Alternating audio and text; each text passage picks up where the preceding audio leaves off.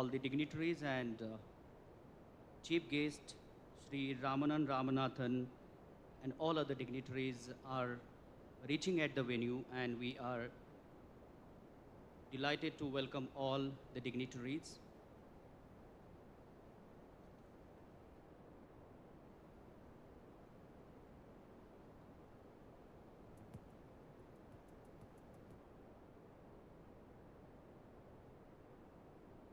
Honorable Chief Guest Sri Ramanan Ramanathan, Honorable Guest Sri Mudit Naren, Dr. Nana Saheb Thorat, all other dignitaries will be joining with us very shortly. May I once again request all the students, please take your seats and be the part of this SiTara Innovation Summit 2023, a National Innovation and Startup Summit hosted by MIT-ADT University in collaboration with esteemed partners including Preeminent Research Association of India, FAST India TCS, DISQ, Vadwani Foundation, Institutions Innovation Council, AIC, MIT-ADT Incubator Forum, KRIA, MIT-ID Innovation at MIT-ADT University. It's indeed a pleasure to welcome all the dignitaries, all the guests, and all the students, all the entrepreneurs, students, entrepreneurs to this SiTara Innovation Summit 2023 at MIT-ADT University.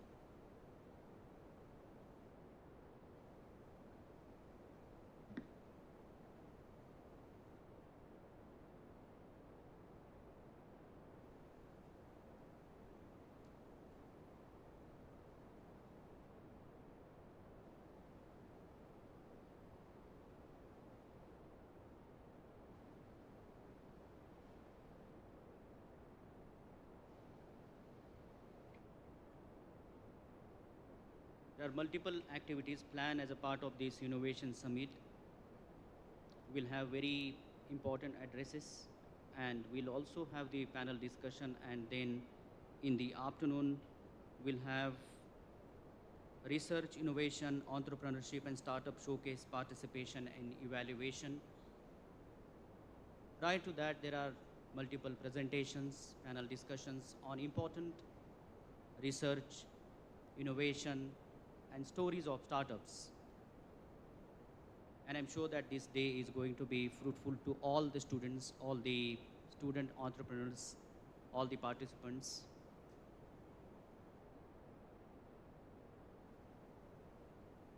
It's indeed our honor and privilege to welcome all the dignitaries, all the guests to this SiTara Innovation Summit 2023.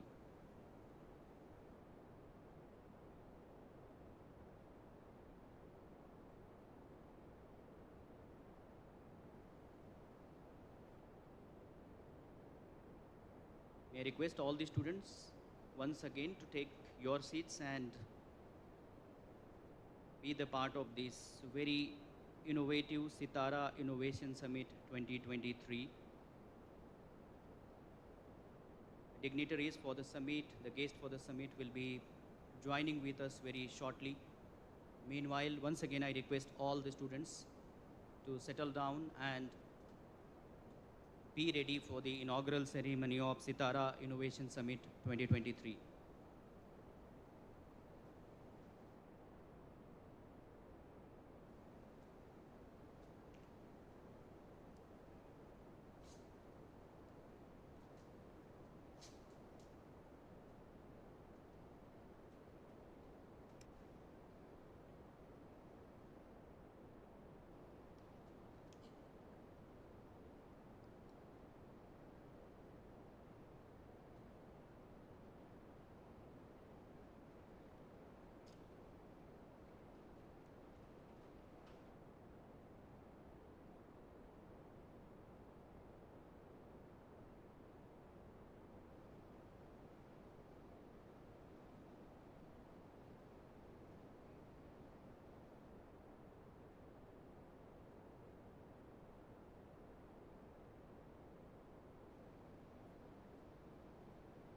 Contribute to India's GDP.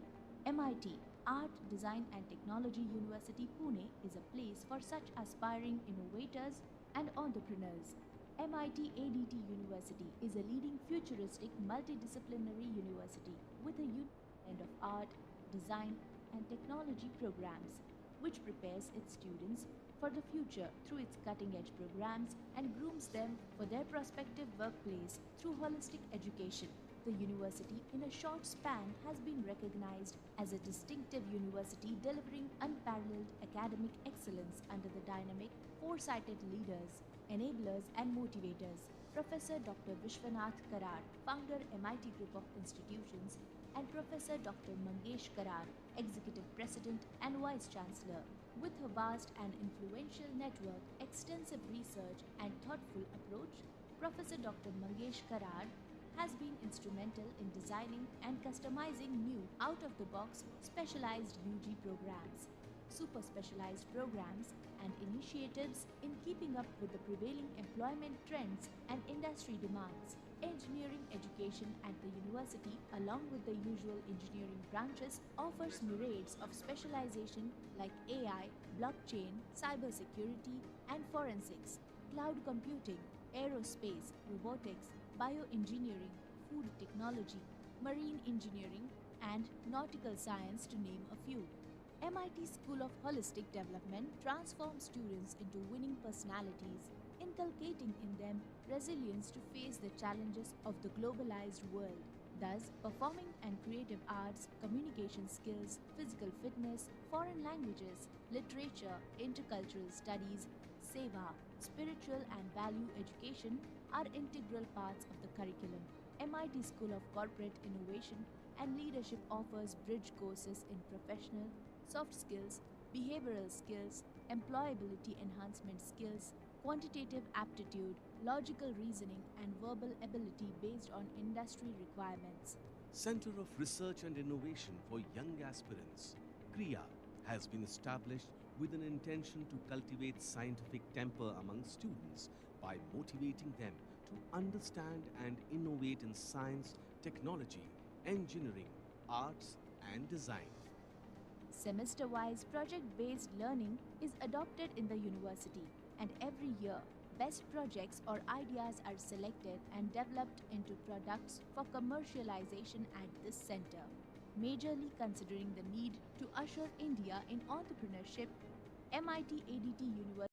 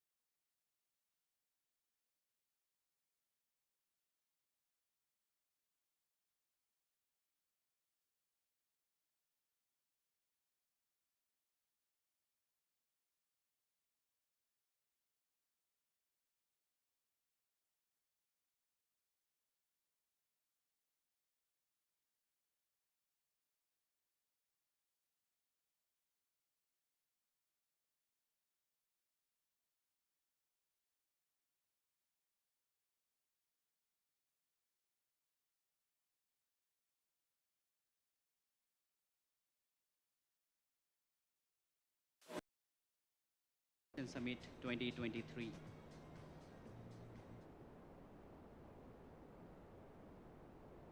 So, Honorable Chief Guest Sri Ramanathan, former First Mission Director, Atal Innovation Mission, former Additional Secretary, Niti Aayog, Government of India.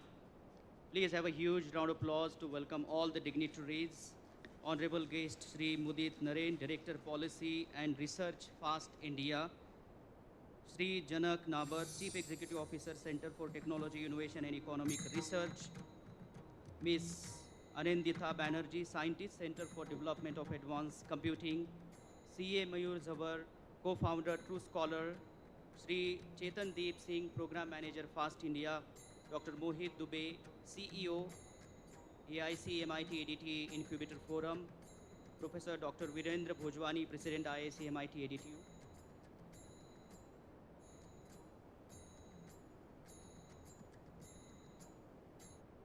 I also would like to welcome Professor Suraj Boyar and all other dignitaries on the dais. Once again, please put your hands together to welcome all the dignitaries, Honorable Chief Guest and distinguished personalities and dignitaries, and all the members in the audience. Thank you so much for joining with us for the SiTara Innovation Summit 2023. And I extend a heartfelt welcome to each and every one of you, that this distinguished event stands as a beacon of innovation on national scale, and it is our privilege to host it here at MIT-ADT University under the esteemed leadership and guidance of our Honorable Executive President, Vice Chancellor, Professor Dr. Mangesh Ji Karat sir. By bringing together academia, industry, research organization, aspiring startups, we intend not only to share knowledge and insight, but also lay the groundwork for collaborations that spark transformative change. With this spirit, we are privileged and honored to welcome Honorable Chief Guest Sri Ramanathan, Honorable Guest Sri Mudit Naren, Dr. Nana Saheb Thorat, Sri Janak Nabar, Ms. Anindita Banerjee, CA Mayur Zabar, Sri Chetan Deep Singh, Dr. Mohit Dubey, Dr. Virendra Bhojwani, and all other esteemed dignitaries on the dais. I take this privilege and honor once again to welcome all of them. With this, I also would like to welcome all the deans, directors, HODs, HOIs, faculty members, and all my student entrepreneurs and dear students. As per our MIT-ADT University's tradition, we would like to begin today's program with World Peace Prayer, which prays to the Almighty to bring peace to the world. I request all of you to rise in your seat in the honor of the World Peace Prayer. May I request the technical team to play the World Peace Prayer.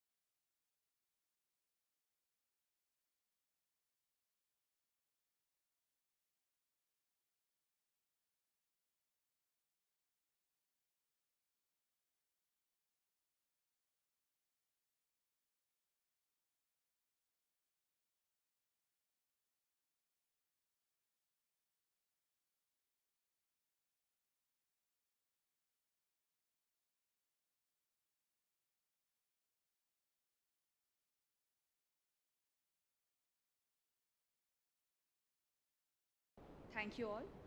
Now we request all of our guests to take their seats.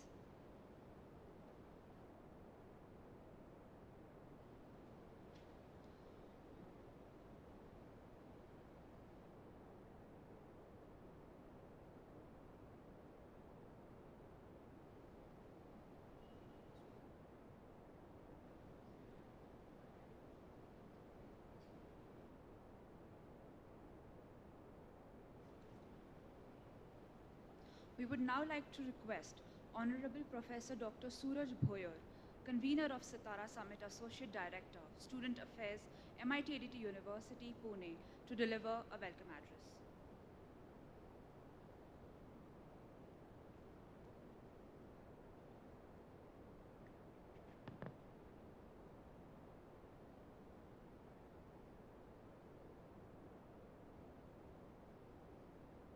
Namaskar. Very good morning to one and all. I said very good morning to one and all. Yes. At MIT Art, Design and Technology University, education is not mere a transaction. It's an orchestra that harmonizes art, design and technology, crafting holistic individuals poised for a future we are yet to imagine. As we stand on the threshold of innovation, collaboration, and boundless possibilities, I, Dr. Suraj Bhoyer, convener, feel an immense honor to welcome you all to the SiTara National Innovation and Startup Summit 2023. In association with PERA India, Fast India, supported by TCS Digital Impact Square, Wadhwani Foundation, True Scholar, IIC MIT-ADTU, AIC MIT-ADT Incubator Forum, MIT-ID Innovation Program, and KRIA. Today, as we convene for the SiTara National Innovation and Startup Summit 2023, we gather under the banner of innovation with minds fueled by curiosity and hearts brimming with an aspiration. In the landscape of progress, it's often the visionary who set the course, and we are indeed privileged to being guided by Honorable Professor Dr. Mangesh Karat sir, Executive President and Vice Chancellor, MIT-ADT University, and President, Preeminent Education Research Association, India. He could not make it today, but he entrusted us with the responsibility to host this National Innovation and Startup Summit at our vibrant campus. And we stand here, fueled by his faith, ready to embark on a journey of ideas, dreams, and transformation. This is not the first time Honorable Sri Ramanan sir has graced our endeavors. And each time his presence brings with it renewed energy and a sense of purpose. We welcome you, sir, to witness the growth and impact of the seeds you have helped to sow in this very fertile land of MIT-ADT University. And I am proud to say this is fourth time. Every time he visits, I deliver welcome address. Sir, your wisdom, your experiences, your insights are invaluable gift that we are eager to unwrap today. Your words, I am certain, will resonate in our minds and guide our step as we traverse through this landscape of innovation and entrepreneurship. I would also like to welcome Shri Mudit Narayanji, Director Policy and Research, Fast India, Shri Chetandeep Singh ji and Ayushi Thakral, Program Manager from Fast India. A warm welcome to Shri Sandeep Shinde from TCS Digital Impact Square and CA Mayur Jhawar from Two Scholar. I also take this opportunity to welcome Shri Janak Nabar sir, Miss Anandita Banerjee ma'am, Scientist, CDAC, Dr. Nana Saheb Thorat, University of Oxford, Professor Dr. Mohit Dubey, Professor Dr. Virendra Bhojwani, Professor Dr. Sudarshan Sanab, Professor Dr. Nirja Jain, Professor Dhiman Panchar sir, Professor Dr. Virendra Shete sir. It's my absolute pleasure to welcome all the esteemed and distinguished panelists, deans, directors, principals, and HOIs. With sincere gratitude, I welcome all the faculty members participants, startup founders, and students present here today. Your presence and dedication form the very essence of this moment. It's your active passion and contribution to this summit, so that your passion that transforms an idea into an experience, and that experience into an indelible memory today. My dear young innovators and change makers, your presence here today is a testament to the power of collaboration. And it is rightly said, when competition becomes contribution, life becomes celebration. Together, let's herald a new era of progress. My dear friends, MIT-ADT University stands a beacon of innovation and entrepreneurship, a testament to what can be achieved when creativity and technology dance in unison. The accolades and honors, from securing an excellent rating in ARIA to being awarded in the top 100 to 100, top 50 to 100 in NRF's innovation category 2022, underscore our determination and commitment to build first generation entrepreneurs across the campus. Our Atal Incubation Center, under the aegis of Atal Innovation Mission, Niti Aayog, is a living testament that entrepreneurial fire burns inside our belly. And we have taken our role as a mentor institution under the Ministry of Education's Innovation Council, and we have guided more than 10 plus institutions across Maharashtra, as well as more than 6 ATL schools, to spearhead the entrepreneurial movement. Through our mentorship, we have not just contributed to the growth of these institutions, but also nurtured the very innovation ecosystem that will shape Maharashtra's coming future. Beyond accolades and beyond rankings, our impact also ripples through lives of the communities. We have excellent collaboration and innovation ecosystem at the campus of Institutions Innovation Council, Center for Research, Innovation and Entrepreneurship from Young Aspirants, that is CREA, AIC MIT-ADT Incubator Forum, and MIT-ID Innovation Program at the university. And we have created, in this very short span of 7 years, we have created a dynamic ecosystem where innovation thrives, startups flourish, and opportunities abound. My dear friends, as we embark on this summit, let us remember that we stand at the confluence of tradition and innovation, science and spirituality, of knowledge and exploration. Let this national event be testament to the power of collaboration, strength of ideas, and the potential of each individual. Together, we are not just shaping the future, we are redefining it. I extend my heartfelt welcome on behalf of the organizing committee to this national level startup and innovation summit to each one of you. Let's imagine, innovate and inspire. In closing, I want to address the young innovators in our midst, to the dreamers, to the thinkers, and the relentless explorers of our midst. Innovation is not bound by the age or experience, it's mindset. A spark that ignites when curiosity meets determination. Embrace your ideas no matter how audacious they may. For it's the audacious ideas that often shape the course of our country. मेरे प्यारे दोस्तों, मैं यही कहना चाहूँगा, कामयाब लोग अपने फैसलों से दुनिया बदल देते हैं और कमज़ोर लोग दुनिया के डर से अपने फैसले. So thank you so much, and may your journey be filled with the inspiration and success, and let's build enterprising India. Jai Hind, Jai Maharashtra.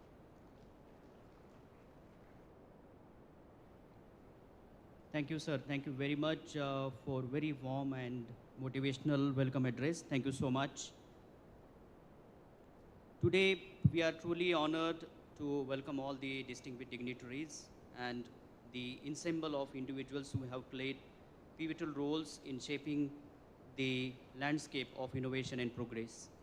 It is with immense privilege that we welcome Sri Ramanan Ramanathan an illustrious trailblazer and the former first mission director of the Atal Innovation Mission, as well as former additional secretary of Niti Aayog, Government of India. And his visionary leadership has been instrumental in charting the trajectory of innovation within our nation. May I kindly request Dr. Mohit Dubey and other esteemed dignitaries from MIT-ADT University to come forward and extend their felicitation to esteemed chief guest, Honorable Sri Ramanan Ramanathan, with your huge round of applause. Please welcome. Let us felicitate and express our gratitude to Honorable Chief Guest, Sri Ramanan Ramanathan, Honorable Chief Guest for this inaugural ceremony at SiTara Innovation Summit at MIT-ADT University. A huge round of applause from each one of you.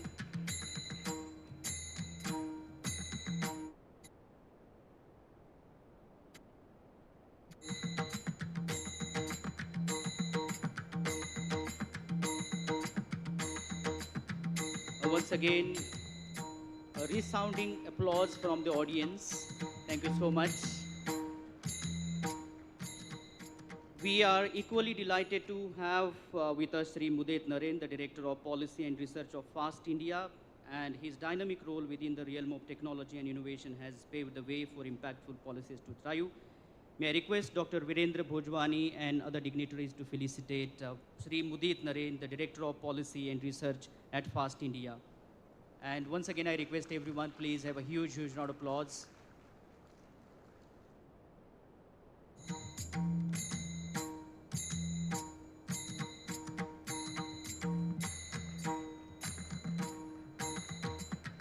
Adding to our esteemed gathering is Sri Chetandeep Singh, Program Manager at FAST India, where we are going to take this honor to felicitate Sir as well.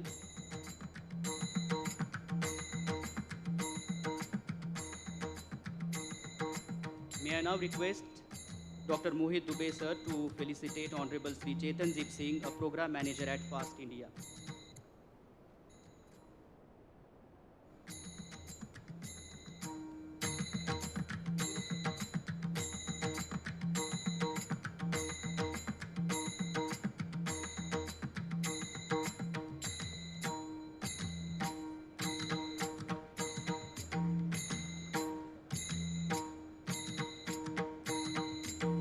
I also request Dr. Mohit Dubey and other dignitaries to felicitate Honorable Ms. Anindita Banerjee, Scientist Center for Development of Advanced Computing.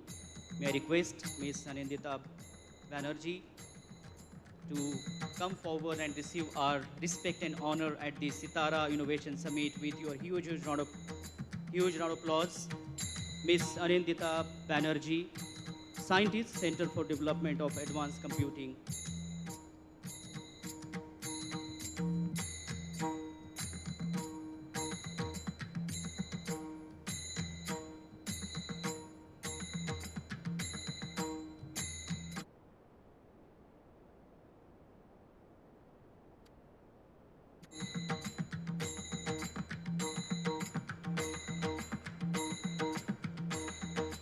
Once again, I take this honor to request Dr. Mohit Dubey, Dr. Virendra Bhojwani, and Dr. Suraj Boyar to felicitate Sri Janak Nabar, Chief Executive Officer, Center for Technology, Innovation and Economic Research. Please welcome Sri Janak Nabar, Chief Executive Officer, Center for Technology, Innovation and Economic. May I request Dr. Mohit Dubey Sir to felicitate Honorable Sri Janak Nabar.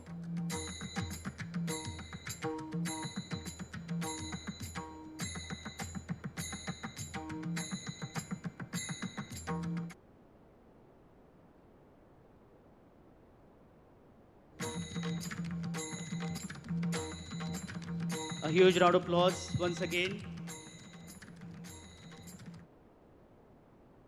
May I take this privilege and honor to request Dr. Mohit Dubey, Dr. Virendra Bhojwani, and Dr. Suraj Boyar to felicitate Honorable Dr. Nana Sahib Thorat, Research Scientist, University of Oxford, Fellow of Royal Society of Medicine, Marie Curie Fellow, to felicitate Honorable Dr. Nana Saheb Thorat.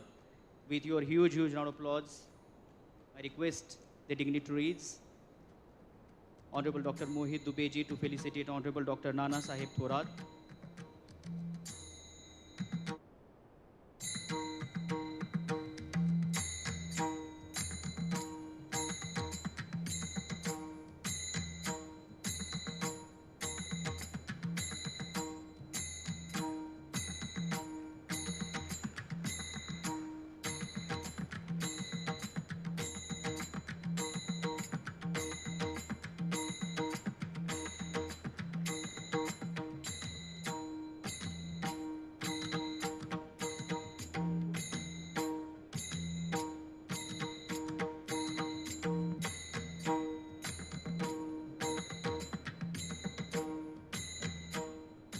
May I request Dr. Mohit Dubey to felicitate Honorable Mr. Sandeep Shinde, Impact Innovation Coach at TCS Foundation Initiatives.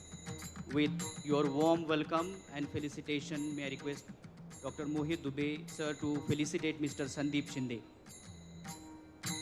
And I request every member in the audience to have a huge round of applause to welcome Mr. Sandeep Shinde to the SiTara Innovation Summit 2023 at MIT-ADT University.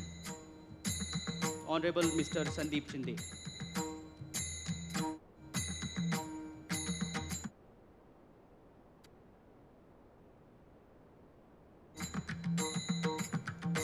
I also request Dr. Mohit Dubey to felicitate Honorable Dr.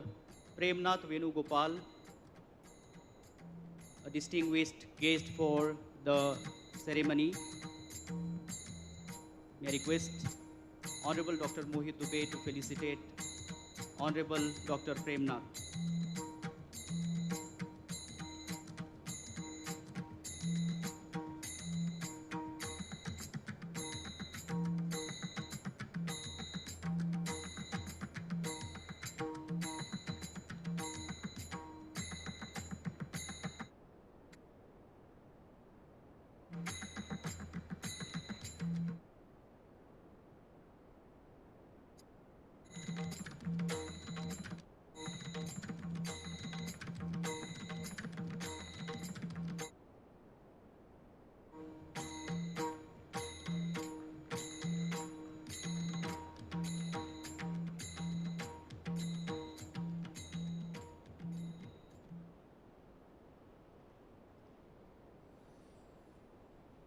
Thank you very much. I request the dignitaries to take their seats. And once again, with your huge round of applause, please welcome all the dignitaries. Thank you very much. Thank you so much.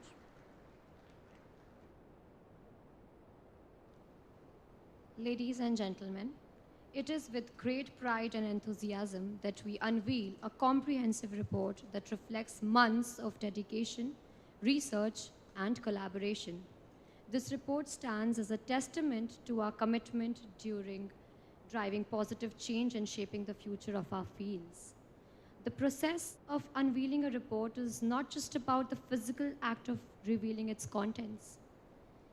It symbolizes the unveiling of insights, ideas, and solutions that have the potential to reshape our perspective and drive progress. Today, we are honored to have with us a distinguished guest who has been at the forefront of policy and research, contributing significantly to the advancement of our nation's goals, Shri Mudit Narain, the Director of Policy and Research at FAST India. He is a visionary leader who has tirelessly worked towards harnessing innovation and research for the betterment of our society. His address following the unveiling of this report promises to be enlightening and thought-provoking. Let us proceed to the exciting moment of unveiling the report, after which we eagerly look forward to Shri Mudit Narain's address. Thank you.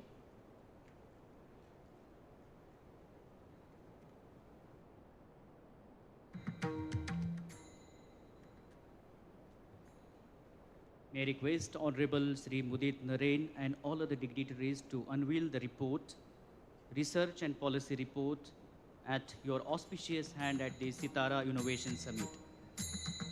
And may I request Once again, all the members in the audience, please have a huge, huge round of applause. Unveiling of the Research and Policy Report at SiTara Innovation Summit 2023. A very delightful and proud moment that all the members are unveiling the Research and Policy Report. Research and Policy Report is being unveiled at the auspicious hands of Honorable Sri Udit Naren and all other dignitaries on the dais. I once again request everyone, please have a resounding applause, have a huge round of applause to be the part of this very momentous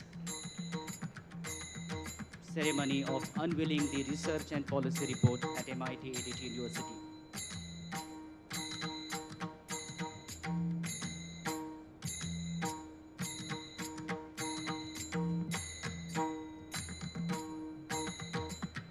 Thank you. I request all the dignitaries to take their seats and may I request Honorable Sri Mudit Naren to address the gathering.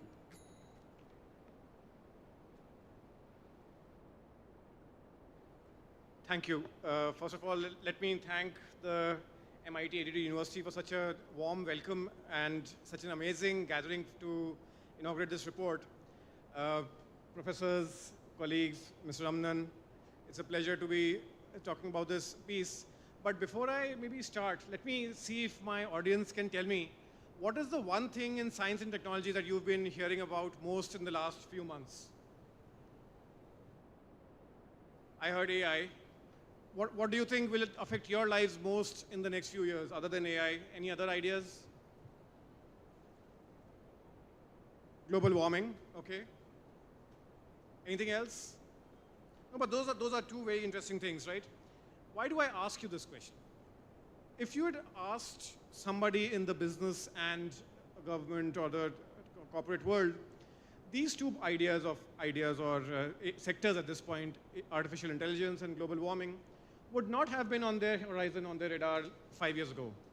And yet, if you went back to universities about 20 years ago, I can talk about climate change personally, which was part of my research 20 years ago. Universities are where new ideas are discovered, explored, and brought to a form where the larger part of the society can take benefit from it, can use it to their own advantages. And whether it is AI, whether it is climate change energy, whether it is electric vehicles, whether it is defense and drones, what the university does today, what you and your faculty members do today, will affect India's economy, India's economic competitiveness, business, government in the next few decades, which is where your careers will be. So we believe that in this era of Indian development, science is now going to play an increasingly important role. Many of you might be aware that the Parliament passed the National Research Foundation Bill yesterday. And one of the fundamental objectives of NRF is to democratize research, to take it out of a handful of institutes, which have been the flag bearers of Indian research, but to take it out so that all students across the country get to witness and engage in research during their formative education years. And we believe that the work that we've done today, the work that we are unveiling today, will be important for universities to engage with research on a wider basis, in many sectors which are going to be the bedrock for tomorrow's industries, tomorrow's Indian competitiveness, and have the exposure for students to learn how to do research. This report that you see today is one part of a series of publications and engagements that we are bringing across universities and corporates. And we hope that this will be our contribution to building the India of the future. With this, let me invite my colleague Chetan Deep to take you through the report on the details of the report. He's been the main author along with Ayushi Tukral on this. But we'll be open for questions after this session, and hopefully some of those questions will be picked up in the panel discussion as well. Thank you.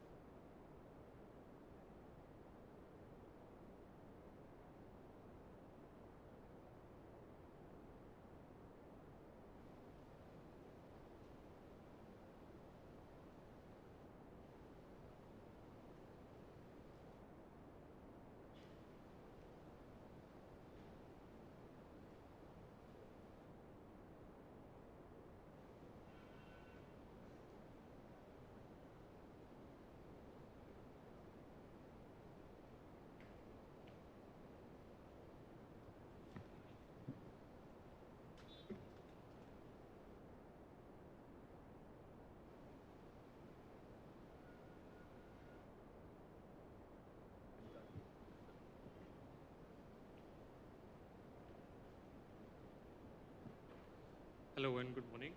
My name is Chetandeep Singh, and I'll be taking you through a brief of what we've done in the report that the panelists are holding in their hands, and I'm glad the report is in the right hands. So just to take you through the resource, um, it is in one line essentially a guide to best practices and strategies for establishing research management offices at institutions. So what we've done is we've studied various global institutions, research labs, government research bodies, and come up with a resource tailored for Indian institutions. We believe the research presented in this document is a one-stop guide for building an efficient RMO complete with examples, sample documents, and checklists that can be readily contextualized to suit any academic scenario. Talked a little about the background work that went into the creation of this report. We have two of our resources which made up for the foundational research behind this paper. The first one being the ingredients of a robust research ecosystem, which talked about why R&D is important from a wider lens perspective, what other countries have done, the roles of the government, industry, academia in fostering effective research ecosystems. And towards the end of that paper, we present our own understanding of the importance of creating such robust research ecosystems. Secondly, a survey was also conducted to understand the status quo of research management professionals in the country, and it delivered some thought-provoking and insightful results, which we'll come to a little later. Key findings from our first working paper revealed that research facilitation structures, such as research management offices, grant management offices, industry liaison offices, they have existed across the globe for some time now, and researchers have been reaping the benefits of those frameworks. The confluence of key stakeholders, the government, industry, and academia, has created space for these structures to grow. On the other hand, talking about the Indian scenario of research management, the survey results showed that there was a lack of training and material available for research managers and other research management professionals such as grant managers and fundraising professionals. And there was also a lack of reference material or SOPs or handbooks for the RMs to manage their daily day-to-day tasks. Lastly, data management has always been a bit of a challenge in our country, and it was reflective in the survey as well. Moving on now to our own understanding of what entails an effective research ecosystem. At the macro level, we have identified a few functionalities that invariably affect the researcher directly.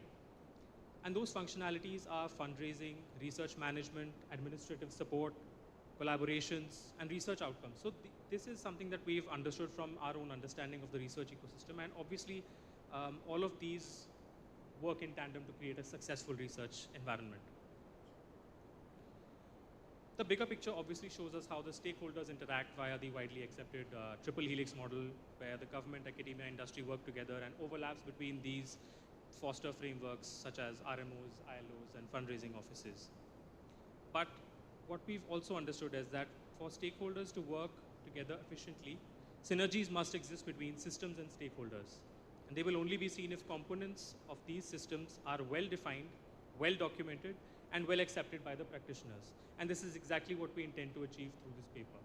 What we've done in the paper is we've tried to identify structures, people, processes, incentives, networks, and cultures that are responsible for creating a better research ecosystem.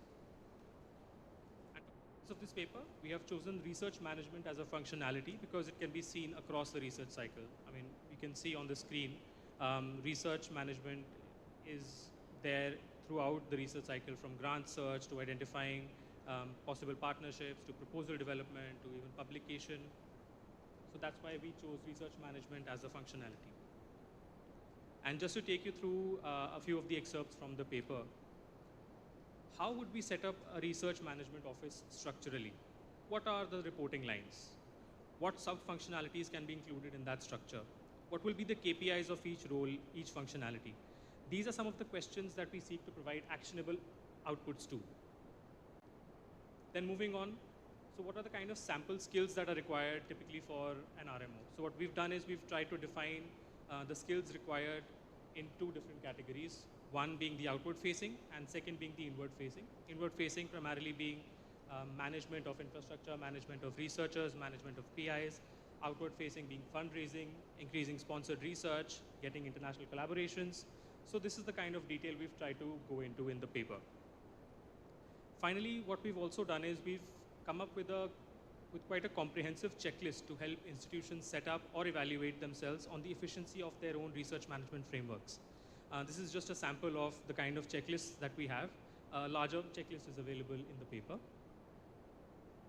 And I would like to conclude by saying that let this be a teaser for us to interact further and engage deeper with each other. Reach out to us over email or talk in person. We will be available. And let's try and create better research ecosystems. Thank you.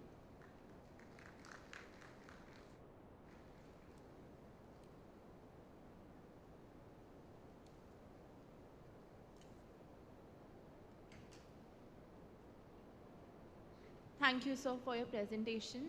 Good morning, everyone. We are honored to have Dr. Mohit Dubey, sir, with us today.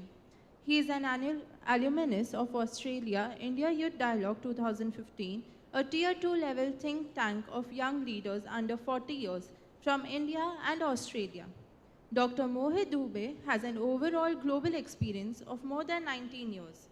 He is currently the CEO of Atal Incubation Center at MIT-ADT University, Pune.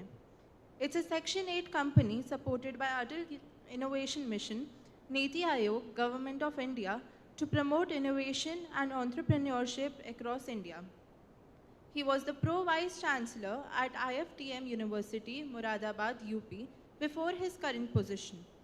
Dr. Dubey attended the Higher Education Leadership Program at Oxford University, UK in 2015 and Harvard University, USA in 2016.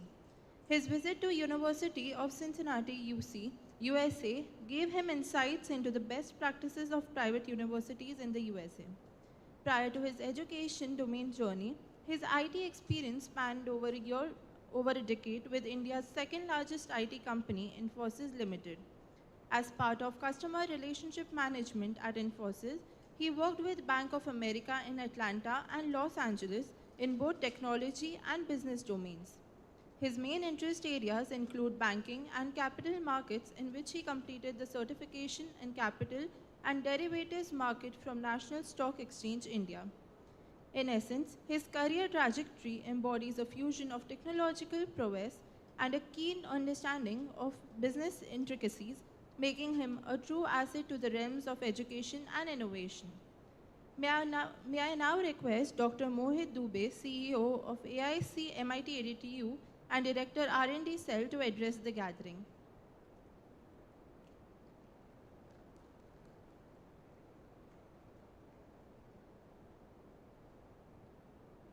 Thank you. Good morning. Namaskar. Respected Dais, today's chief guest, Mr. Ramanan Ramanathan, the first Mission Director and Additional Secretary for Atal Innovation Mission, and probably the chief architect of this whole journey of innovation and entrepreneurship across the length and breadth of the country. My friend Mudit from FAST, again, a super outcome of AIM portfolio of the team that was put together by Mr. Ramanan. Other dignitaries, the leading brain of this country, Dr. Prem Nath, Dr. Anindita Banerjee, my friend from University of Limerick, Dr. Thorat,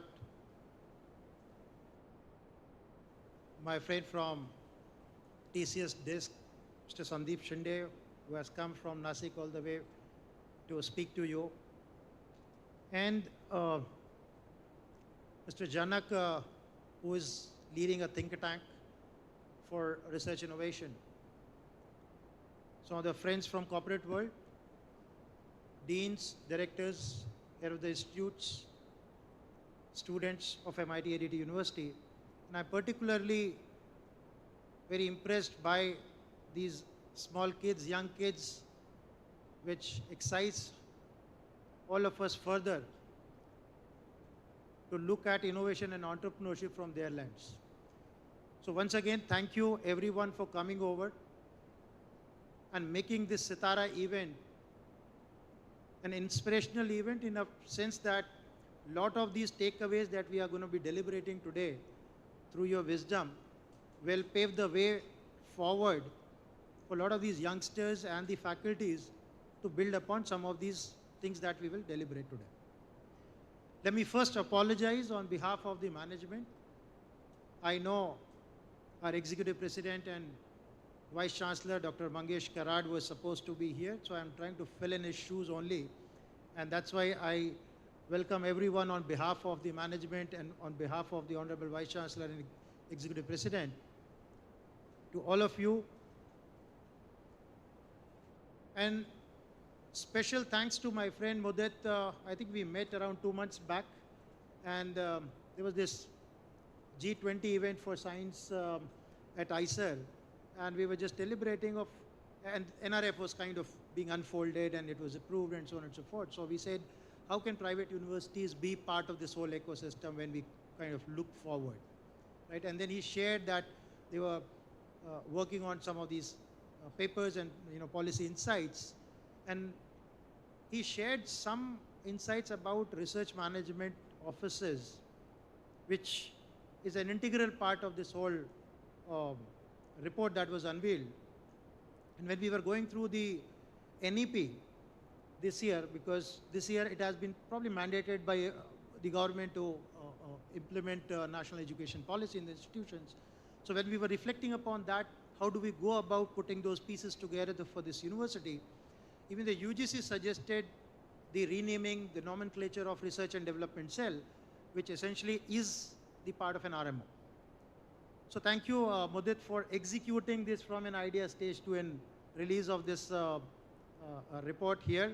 And as I was mentioning earlier to you, let's look at this university as a private university, which probably could be an experimental ground of how do we kind of deploy some of these things that we, as we learn more, as we kind of get deeper into these things, how do we build these things at a private university where you have 10,000 students? Because as most of you would know probably or may not know in that sense, because the spending of research in this country is around 0.7% of the GDP. Of that 0.6% of the GDP, that spending comes from government and goes to the government institutions. 0.1% of the GDP is coming only from the corporate side. So it also gives us an opportunity to explore that dimension of how do you engage, more and more corporates into this whole research ecosystem building part of it, right?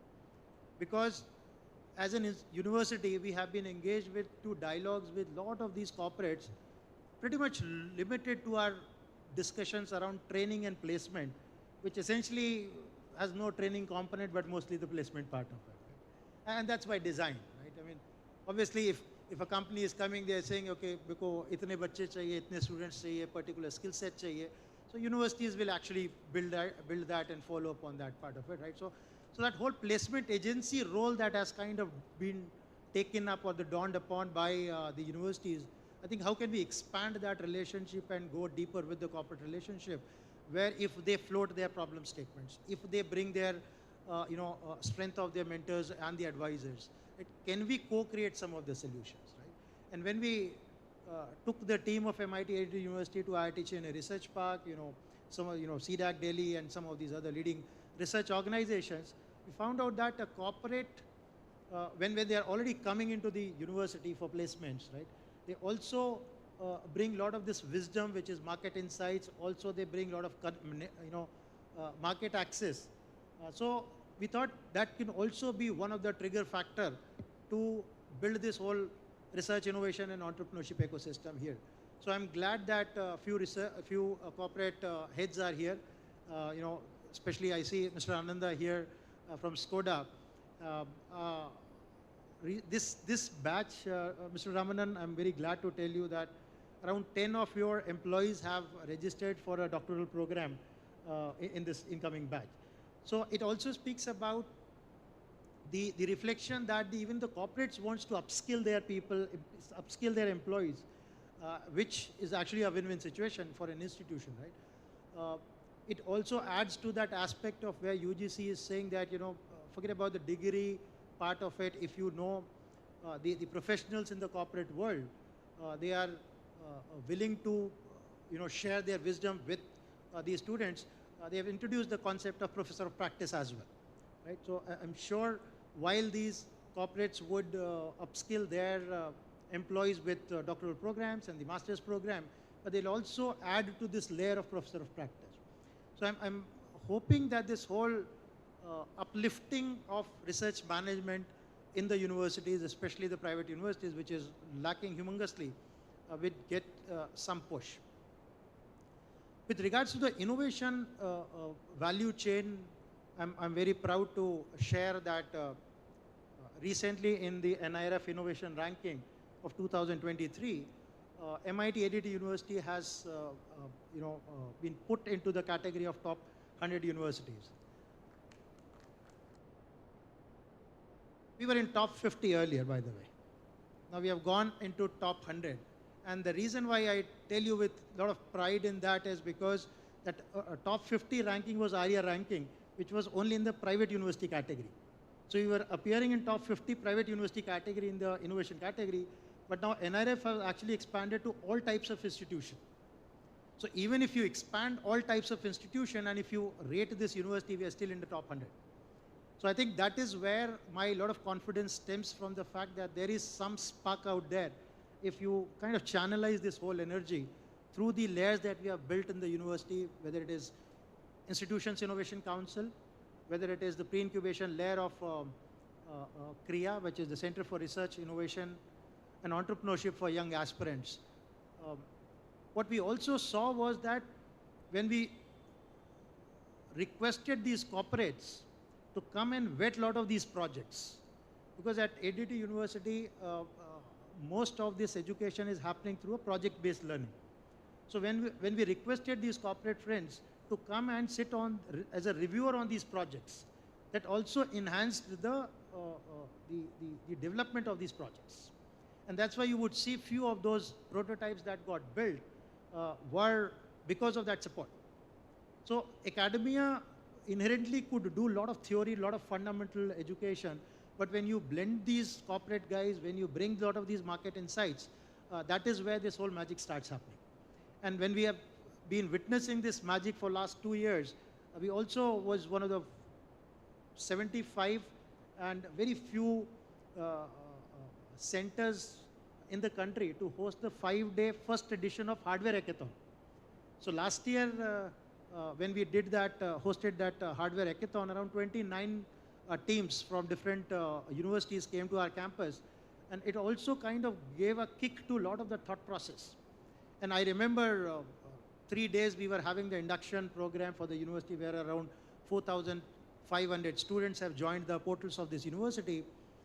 In the inaugural speech, the Provice Chancellor of this university, Dr. Chakradev, mentioned that we always wanted to look at the education in the form of hackathons. Can we take that classroom teaching and convert that into a hackathon fashion? So you can see that the focus is moving towards doing things rather than teaching and sharing and learning from the books kind of thing. So that has also added that whole layer of breaking things faster. So if we are able to inculcate some of these elements right in the early stages, I think the innovation pipeline is going to be our biggest source for getting some of these innovative ideas, right? And it also gives the strength of how do you start solving those problems. A lot of companies we have also seen that are now changing their recruitment model. Instead of doing a pure theory-based, paper-based exam, they are also looking at what is your GitHub profile, for example, right? How many hackathons have you participated? How many prototypes have you built, right? So this also gives them an opportunity that while they're in second year, while they're in third year, they don't have to wait for final year to start preparing for campus recruitments also. So I think these initial measures that have been taken by MIT-ADT University to strengthen the innovation pipeline is also helping our incubation pipeline or the entrepreneurial level. And for the first time, Mr. Ramana, let me share with you that because of your initiative of Atal Tinkering Labs, right? Chote bacche, school ke kids were able to come to the portals of the university, and they could actually dabble around with the equipments with the high-end labs. And I'm very proud to tell you that the first PCB of this university was created by the first version of Student Innovator Program, SIP, back in 2018 by an 8th grader. So while as a university we run programs at UG, PG and PhD level, but the first real PCB was designed and fabricated in the AIC lab by an 8th grader, which came from the ATL segment. So I think over the past 5 years that we have been hosting these ATL schools, it has given us a lot of confidence that if we are able to channelize that energy of these kids, we will be able to change this mindset of, starting very late. Because at a school level, what we found out, and Mudit, I know you have done this research on the research management, but we kind of did our own experiential research with this SIP program with the ATLs, that these kids are at a stage where they are only interested to look at innovation from two lenses. Either it has to be a design-led innovation or it has to be a technology-led innovation. They're very happy to see if the light bulbs, light bulb that they are working on, it gets on. They are not the guys who will talk to you in a language, sir, paisa kab uthega. They are not asking you the question, ki, sir, agar ye mera patent ho gaya, to can I protect this? What will be my royalty? Now, they don't understand and ask these questions. So this naivety, this innocence, if it can be tamed into a direction where we can, harness this whole energy, and if it's channelized into the right direction, I think that's also an area that, excites us. How as a university, because these are like inputs to the university, right? And if we are able to channelize this energy and, tame them towards this whole thing, I think we can catch them young, right? And we did a talk show day before yesterday, where 7 of these second-year, third-year students who are actually building these ventures right from agriculture to aerospace. And there are a few of them out here that you will probably see. One of them are actually building the world's fastest kamikaze drone, the miniaturized version, which Mudit would be of interest to you as well, as the chief architect of IDEX. The one is actually building a platform for predicting the ailments based on the CT scans imagery. So I think those are few green shoots that kind of we see as an inspiration for us to invest more deeper, include the right partners, include the right mindsets in supporting and building this whole ecosystem. Premnath, let me just share this with you, Dr. Premnath. When I onboard any of my incubatee, when we sign the agreement, I make it a point that we give them one of the 2 books. One is your contribution, which was AIM, I-Prime, and another is a high-performance entrepreneur, which is the journey of Subrata Bagchi, how they built Mindtree. Because that was the first literature that I personally saw is a template of how do you create a phenomenal venture from zero in a very structured format. Right? All of us who come from Infosys, TCS, Wipro background, most of those stories are heard stories. Right? We have listened to a lot of these leaders, and that's why it's kind of imbibed in our DNA. How do you build that? But for these youngsters, they don't really have a template of how to go about putting this as a process, as a structure. Right? So I think thank you for that contribution.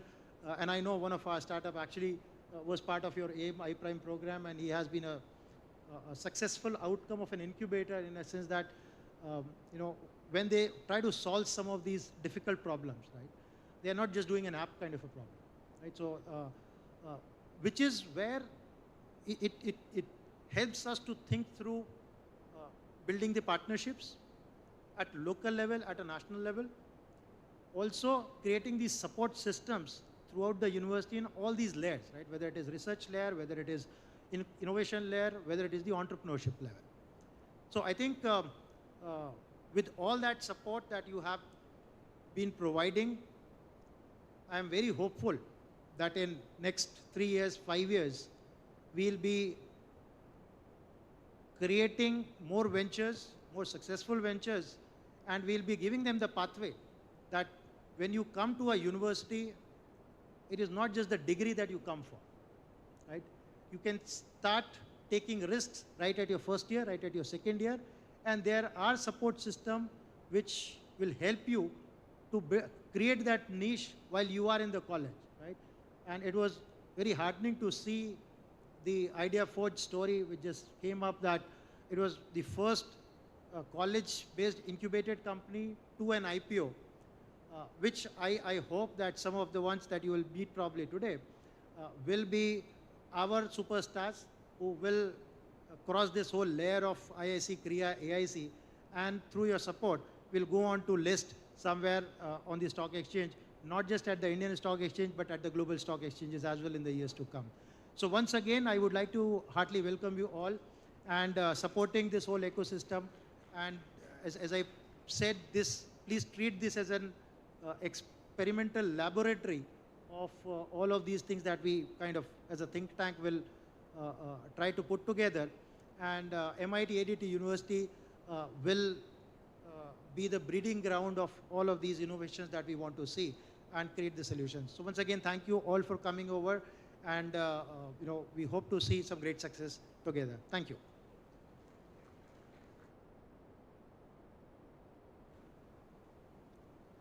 Thank you, sir, for your insightful and valuable words.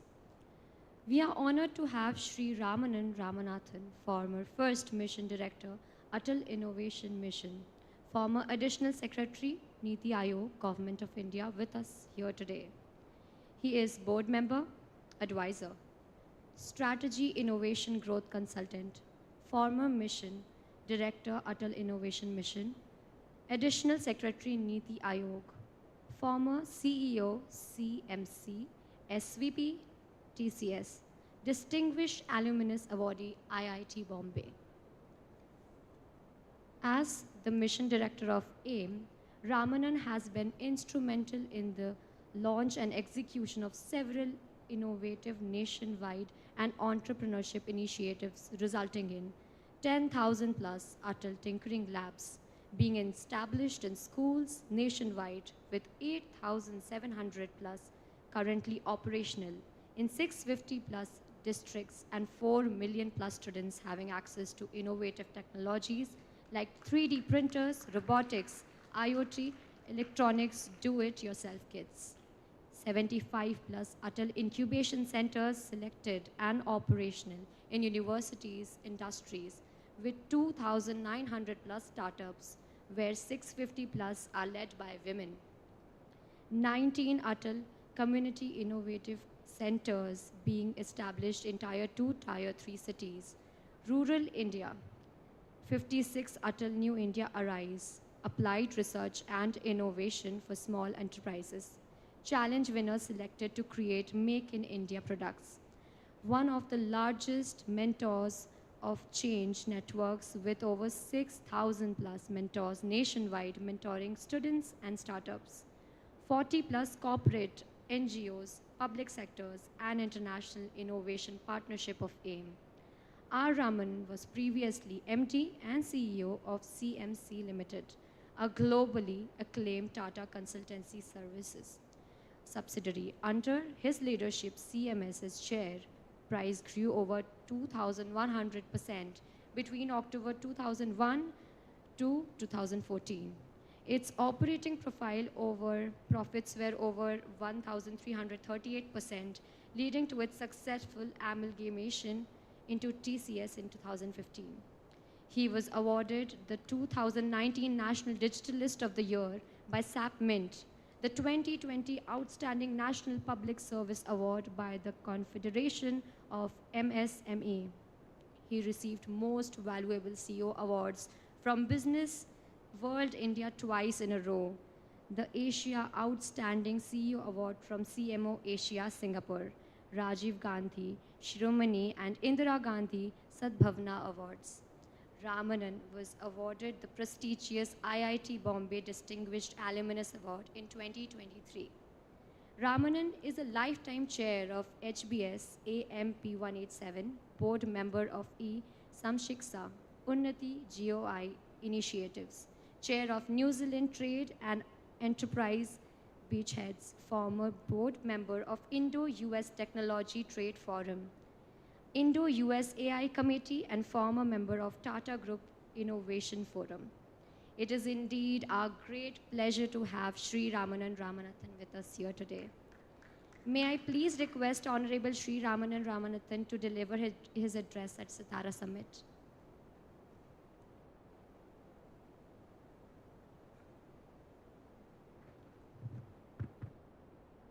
Respected members on the dais, esteemed members on the dais, respected faculty and MIT-ADT management who are all present here, all the other guests who have been invited for this very, very important summit, the Research Innovation and Entrepreneurship Summit. And of course, my dear young students from the Adult Tinkering Labs, how many of you are there? Please raise your hands from the Adult Tinkering Labs. Great. So a big hand to all of these young innovators who are going to make a difference to our country in the future. And all the MIT ADT students and researchers who are present here on this particular occasion. For me, always it is a pleasure and a privilege to come back here in MIT. And as was pointed out earlier, this is the 4th time I'm visiting this very esteemed institution. And one of the reasons I keep coming back is because I see there is progress in the initiatives that are being launched by this university to promote and to excel in research, innovation, and entrepreneurship. And all these 3 things are very important. So I'm going to spend the next 15 minutes or so sharing why is it so important for us to focus on these 3 elements, which make a tremendous difference to our nation if executed rightly, and allows us to occupy the world stage for not only our innovators, but for the country as a whole. We are a very large country. We are 1.3 billion people, as all of you are aware. But most importantly, we are having a very young population. We are having what they call as a demographic dividend, with more than 65% of our country under 35 years old, and more than 50% of our country under 25 years old.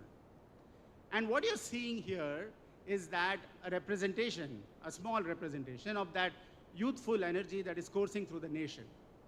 And youth carries with it enthusiasm, it carries with it vigor, it carries with it new ideas that can make a difference to the way we live and for our next generation. And so all of you young students who are there from Adult Tinkering Labs, or those students who are there from the universities, or those researchers who have started getting involved in research, this is your time. This is your time to make a difference. This is the time where you can become the architects of a new India.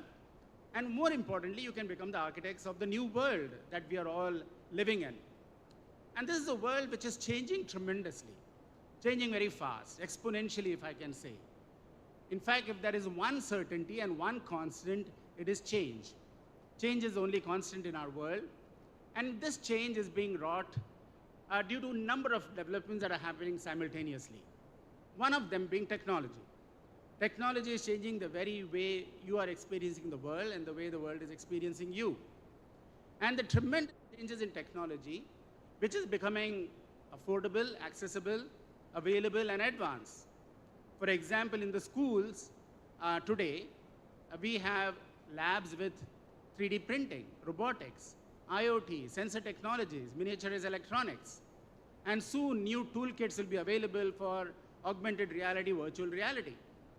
And young students like I see in front of me today, you know, I saw the university for the first time only when I graduated from my school. Until then, I had no idea of what a university looks like.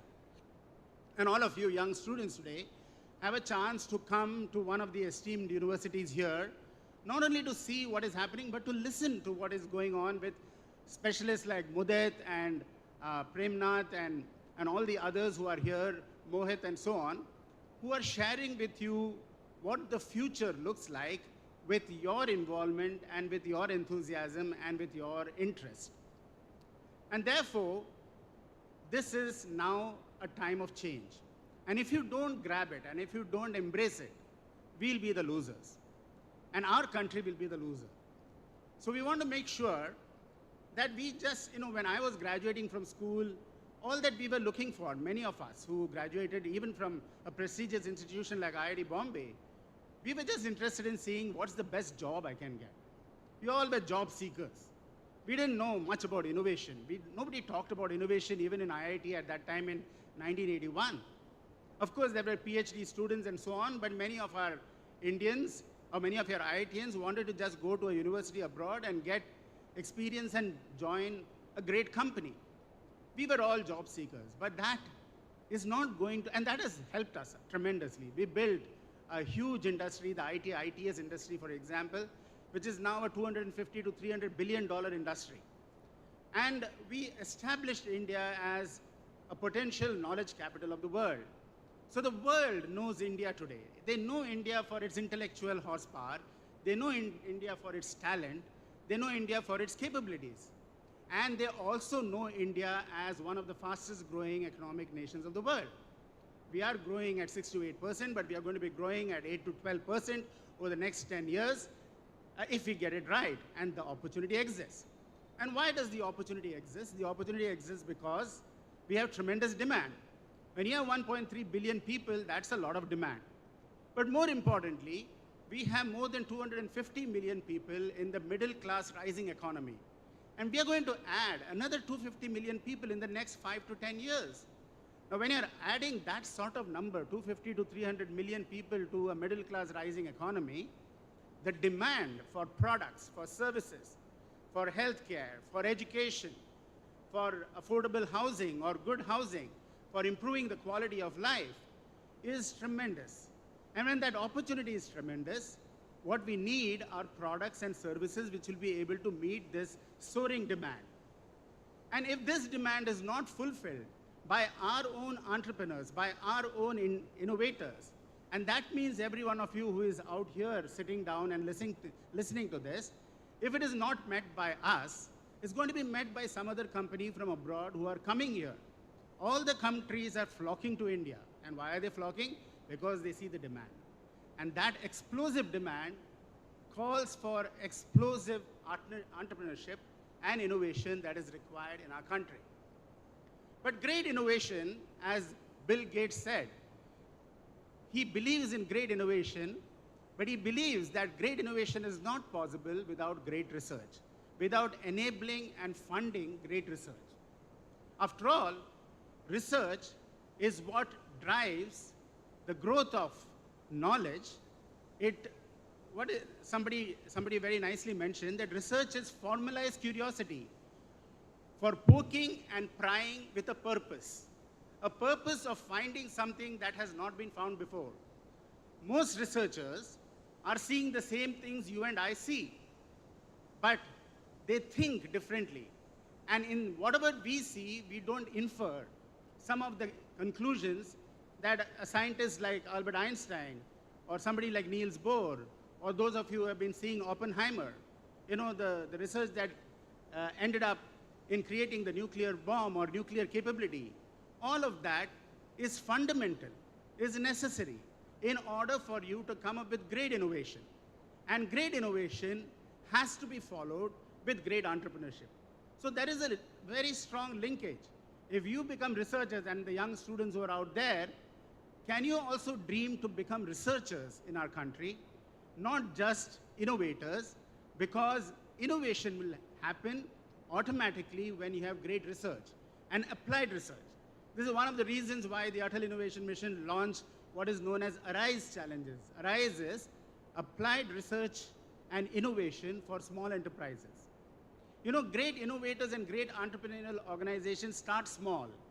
You look at any of the organizations that are out there, which are the big companies out there, the Google, the Facebooks, the Apple, Microsoft, they all started, as is popularly known in the United States, in garages.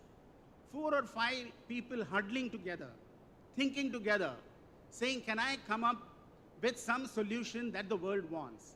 Can I solve a problem that the world needs?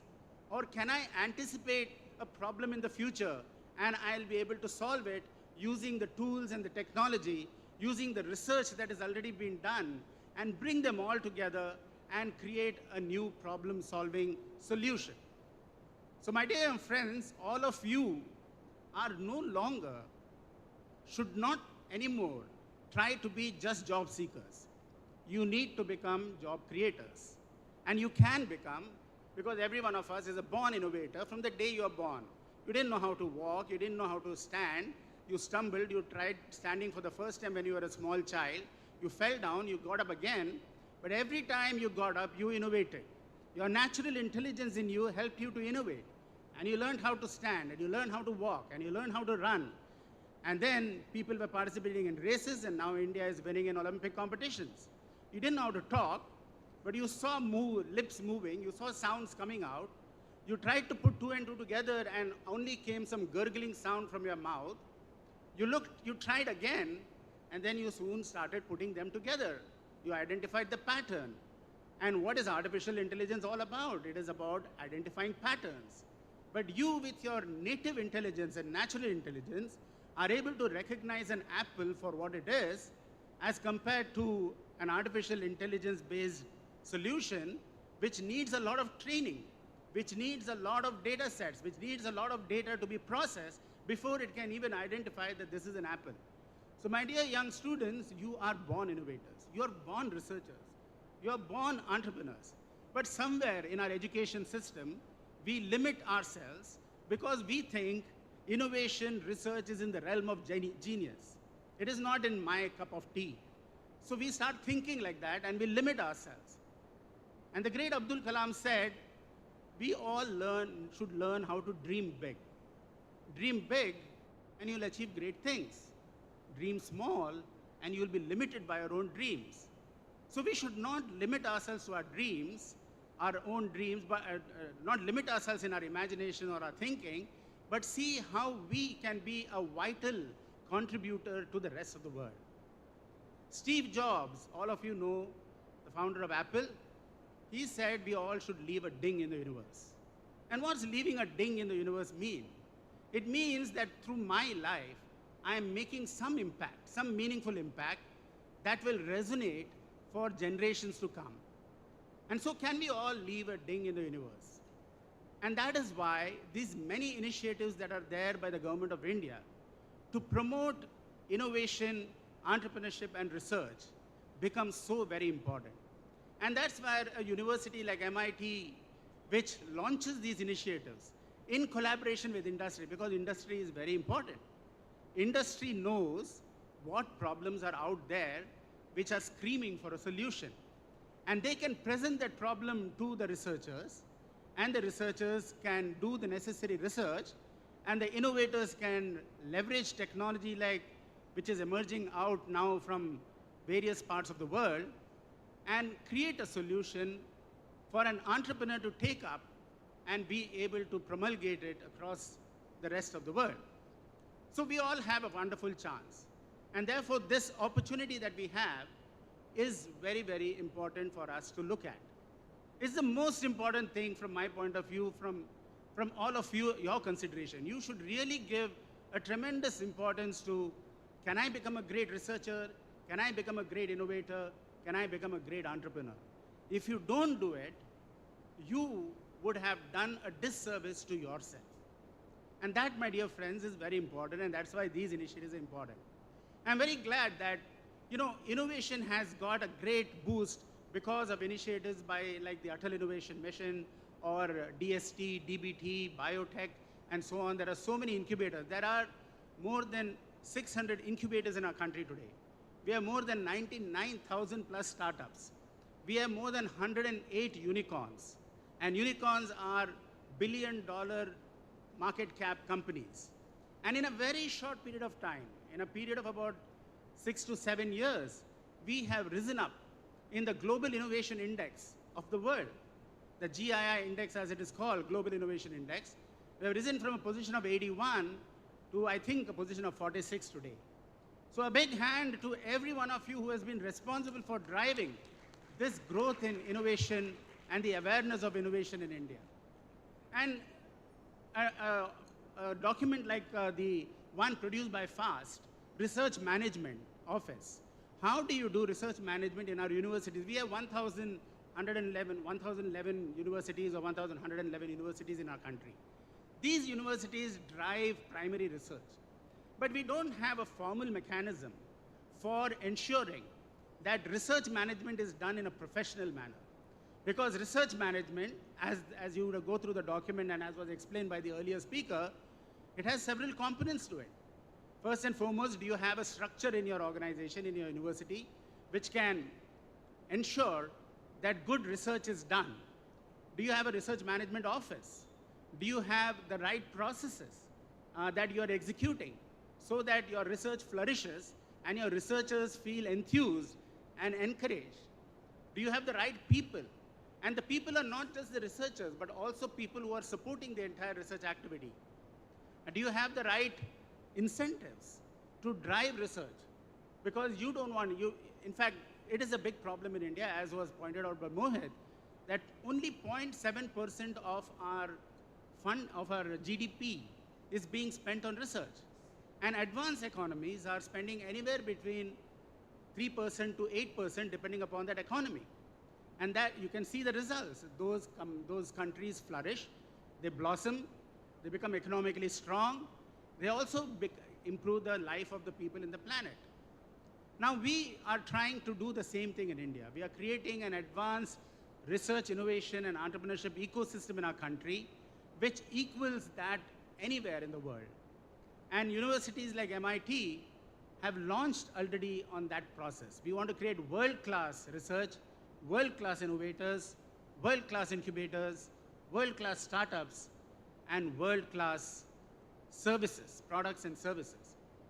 And that would be possible if we are able to pay enough attention to all the things, that initiatives that are going on. We also need to make sure that universities like MIT and others, they instill this culture of research and innovation in the students.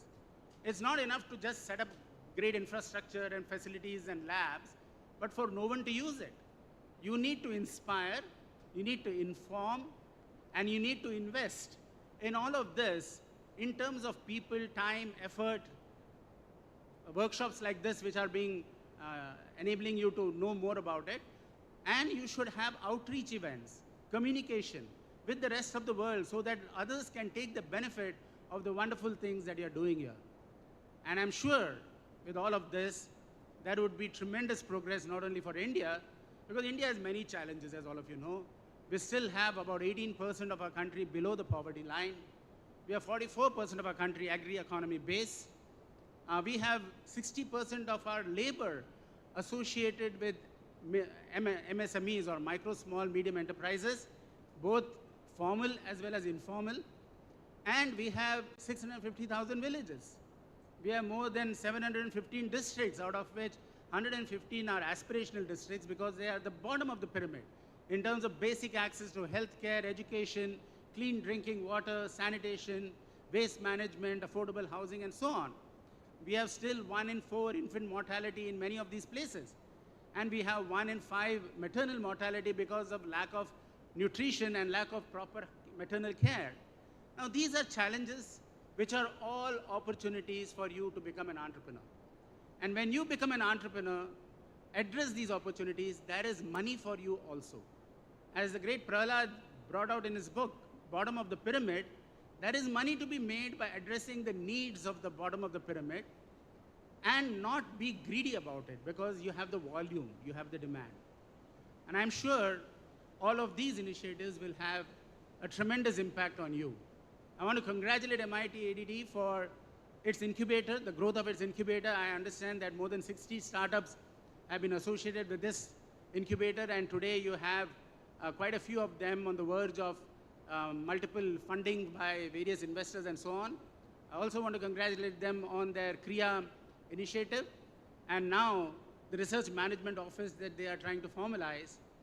All of these are for your benefit and for the benefit of the faculty and the people around. And as the great Swami Vivekananda said, let us all arise, awake, and stop not till our goals are reached. So can I ask everyone here, arise to the challenges, but more importantly, the opportunities that India and the world present to you. Awaken from within you the talent, the capabilities, the intellectual energy that every one of you is possessed with to be able to make a difference. And let us stop not till the Atmanirbhar Bharat goals and the United Nations SDG goals are reached. Thank you so much for giving me a chance to share a few thoughts on this occasion.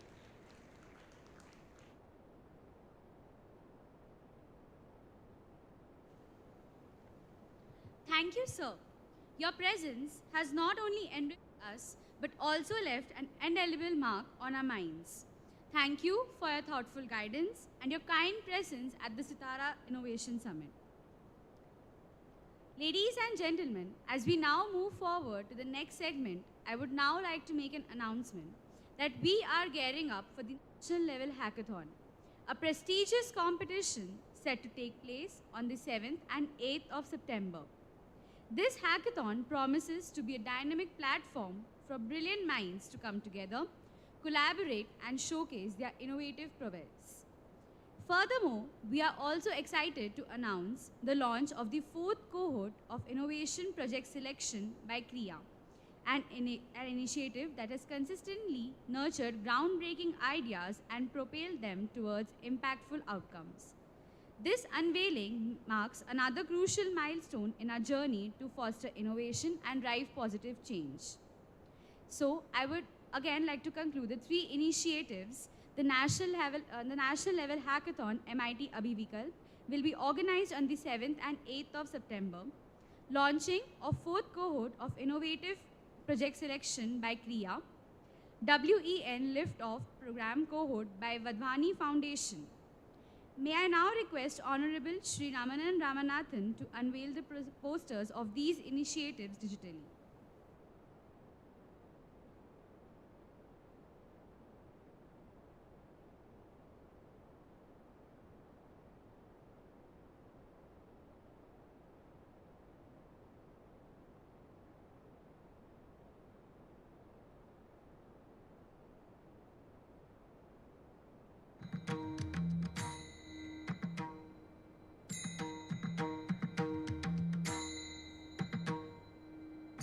A huge round of applause for the unveiling of the posters of these three initiatives.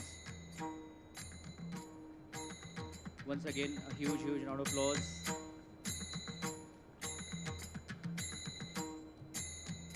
Thank you. I request the dignitaries.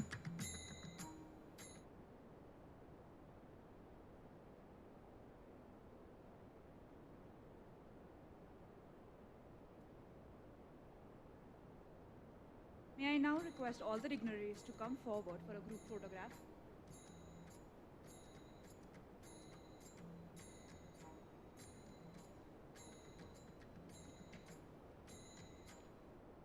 I request all the school students and other students to please be on the stage for the group photograph.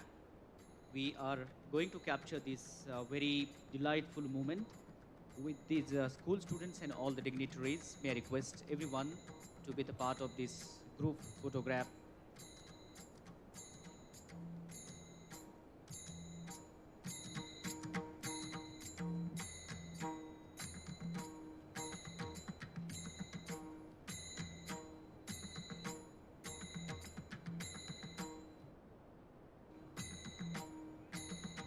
So group photograph is being taken at this moment. All the school children and all other dignitaries are present for this very important ceremony, SiTara Innovation Summit 2023.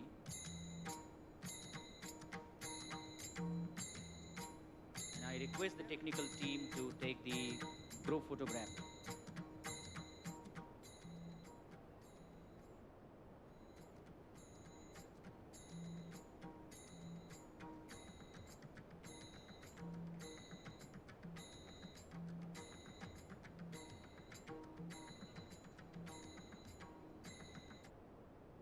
All the school students and dignitaries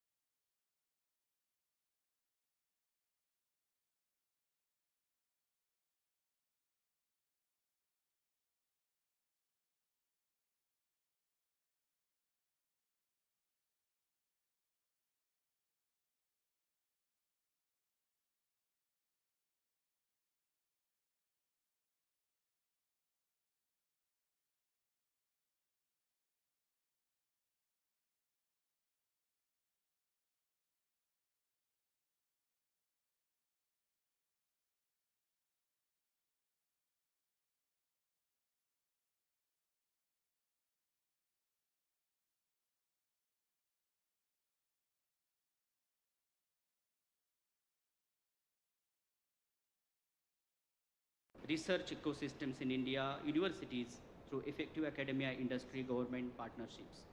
So first, we are going to introduce all the panel members, panelists, and then we are going to request our moderator of panel discussion to take over the session. So we are going to request our students to please introduce the panelists one after another, and then we will get into the panel discussion. Thank you.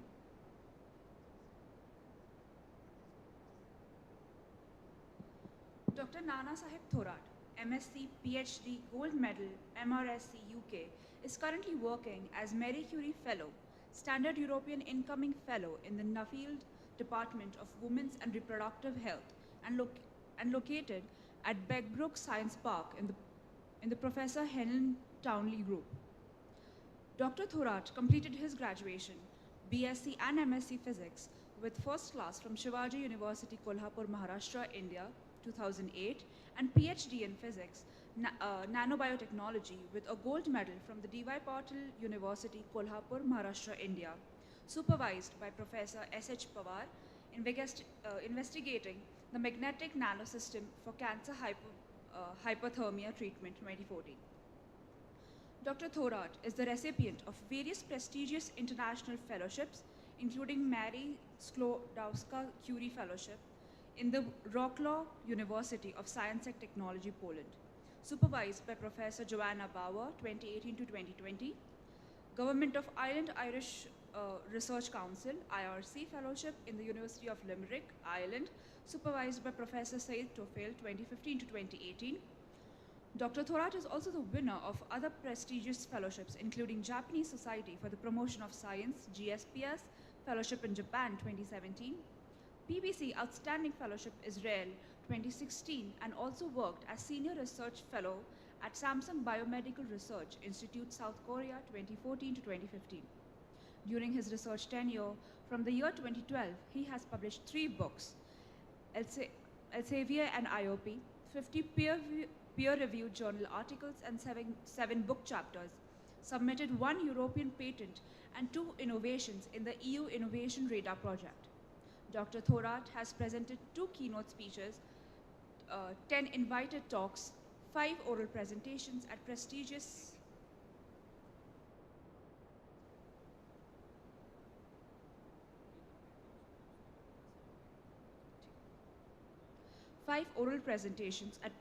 scientific peer conferences, and received many international acclaims and awards for research contribution.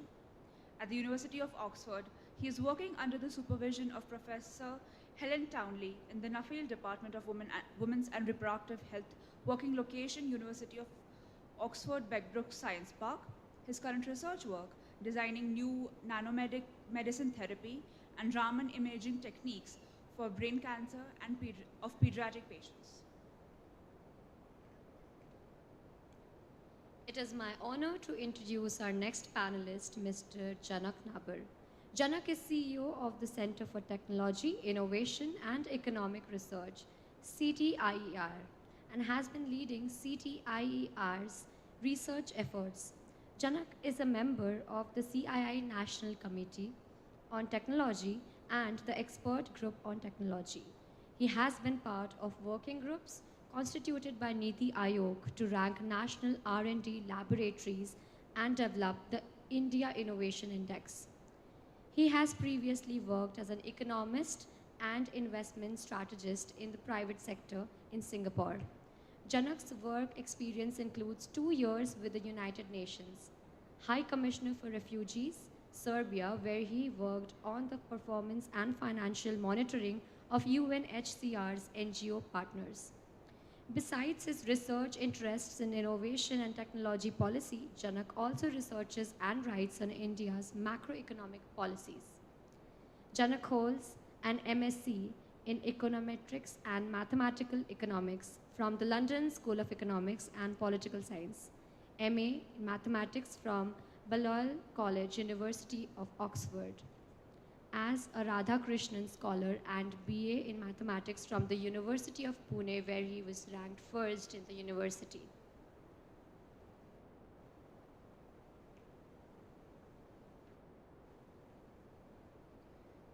I take the honor to introduce Ms. Anandita Banerjee, Scientist Center for Development of Advanced Computing. Dr. Anandita Banerjee received her PhD from JP Institute of Information Technology, Noida, where she worked on synthesis and optimization of reversible circuits, quantum circuit optimization, and quantum communication protocols. During her PhD at the University of Calgary and later at University of Brunswick, Canada. After her PhD, she worked as an assistant professor in Women College of Engineering, Durgapur. She has led the scientific R&D at QNU Labs and played in a key role in developing India's first quantum technology product in quantum key distribution and quantum random number generator in 2021. The product is tested by various government and industry organizations. She has 2 US patents and 1 Indian patent awarded in quantum technology area. She is at present working as a senior scientist at CDAC Pune, and currently she is working on fiber QKD, QRNG and aerial quantum communication platforms. Thank you.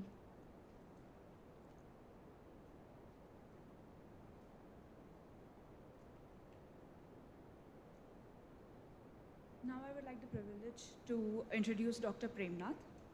Dr. Premnath is Head NCL Innovations at CSIR NCL and Founder Director, Venture Center, National Award-winning Inventive Enterprises and Deep Tech Incubator. Dr. Premnath is a technology developer, innovation and incubation manager, startup mentor, and a co-founder of 2 medtech startups. One of his inventions, a breakthrough material for hip and joint replacements, has been implanted in more than 1 million patients worldwide. Another technology for porous maxillofacial implants has been implanted in thousands of patients in India and abroad. He has provided leadership for teams that have won national awards for technology development, intellectual property, management, and business incubation. He is a chemical engineer and alumnus of MIT in the US, IIT Bombay, Distinguished Alumnus 2022, and has been a Chevening Technology Enterprise Scholar in Cambridge, UK. Thank you. It is my privilege to introduce to you our next panelist, Mr. Sandeep Shinde. Sandeep has been involved with some of the most exciting large technology innovations in rural agri-tech, healthcare, public services,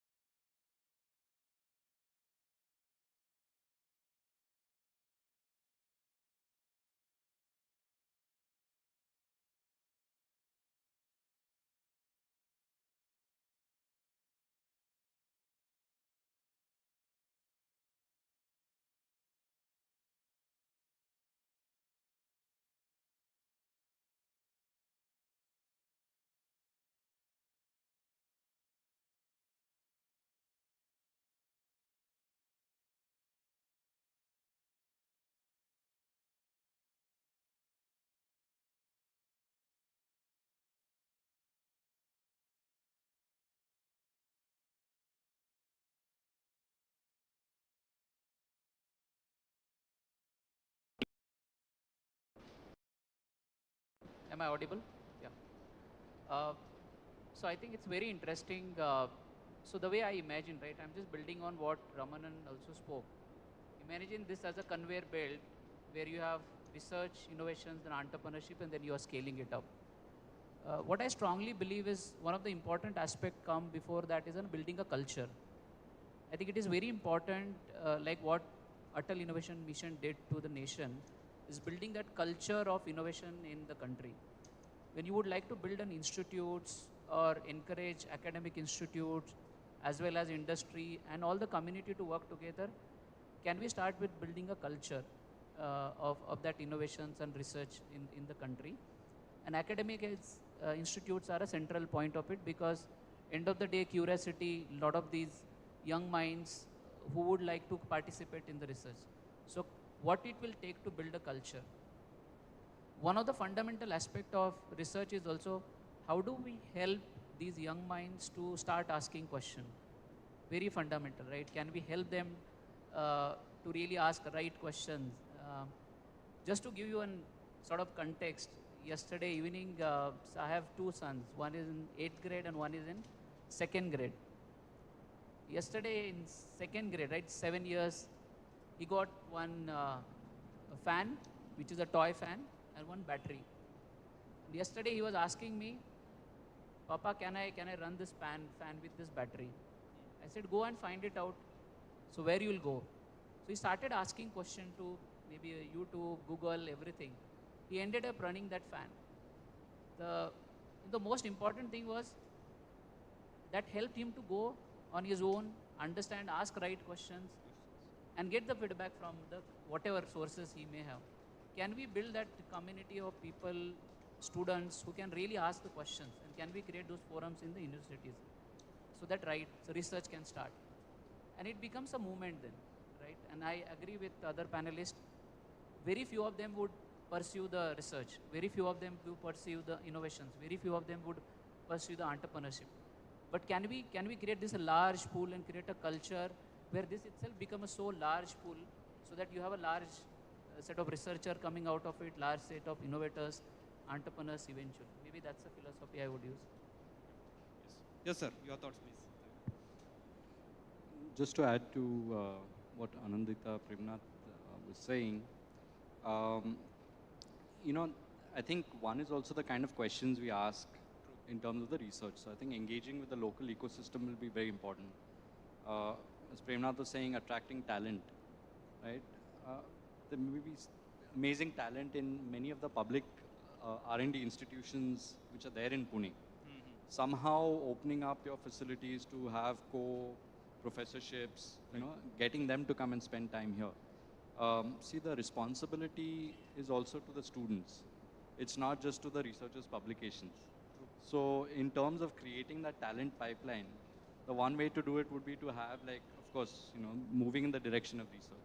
A prime example of that is the University Department of Chemical Technology in Bombay, now ICT. Right. Look at, today the publications may be known, but if you look at all the students who have come out of there, all have gone on to build the chemical industry in India. And that's what I think research institutions should aspire to. Of course, as researchers, we want our publications, we want recognition for it. But I think engaging with the local ecosystem, identifying the right challenges, with the view that we build talent for the future, I think that should be one of the key focus. Definitely. Yes, sir.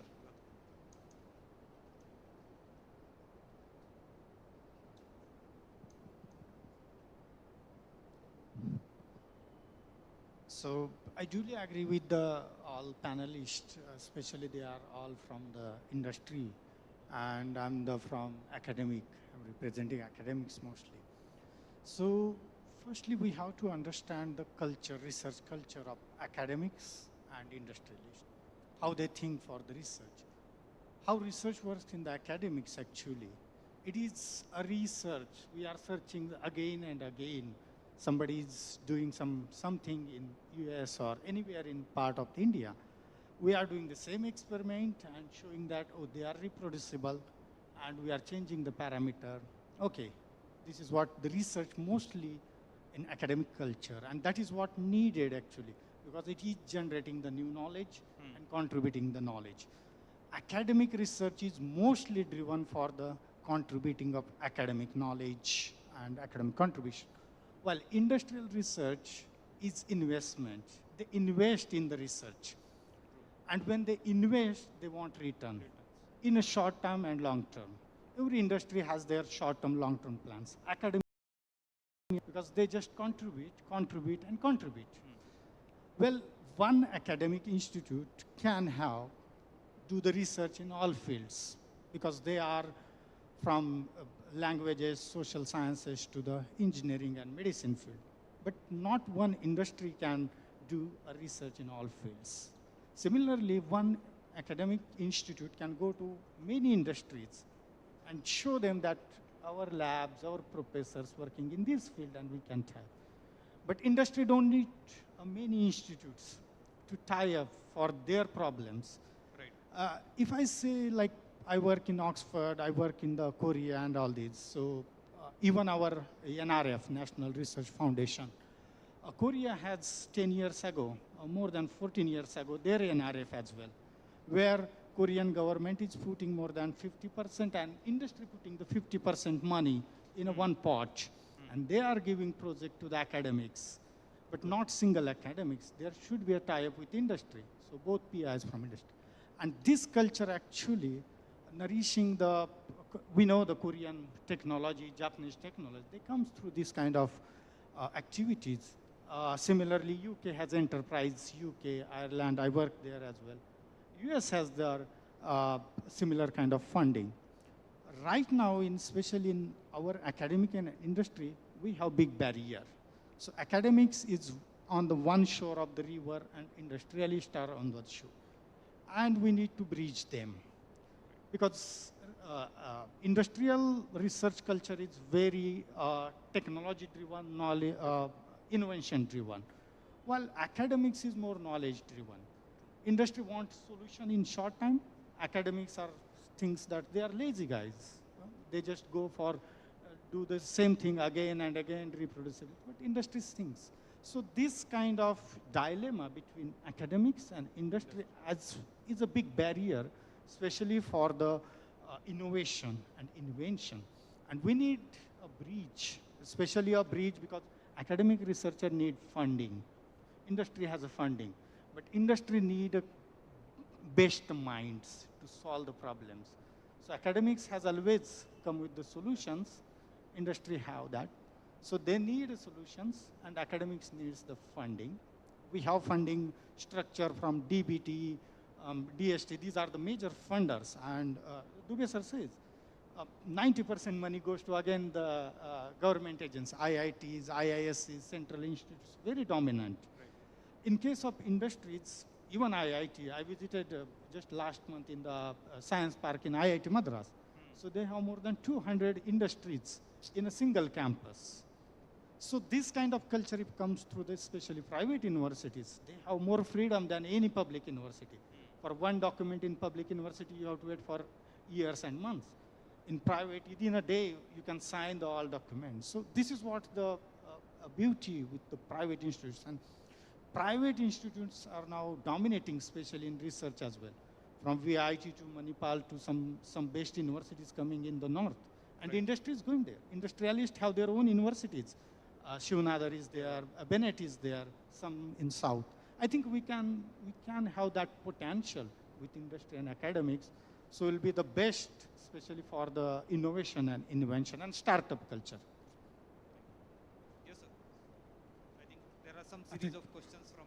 I think the mention of NRF and the concept around supporting is very pertinent. The NRF bill just got passed this week, and we hope that there is going to be a lot of impetus on various kinds of research.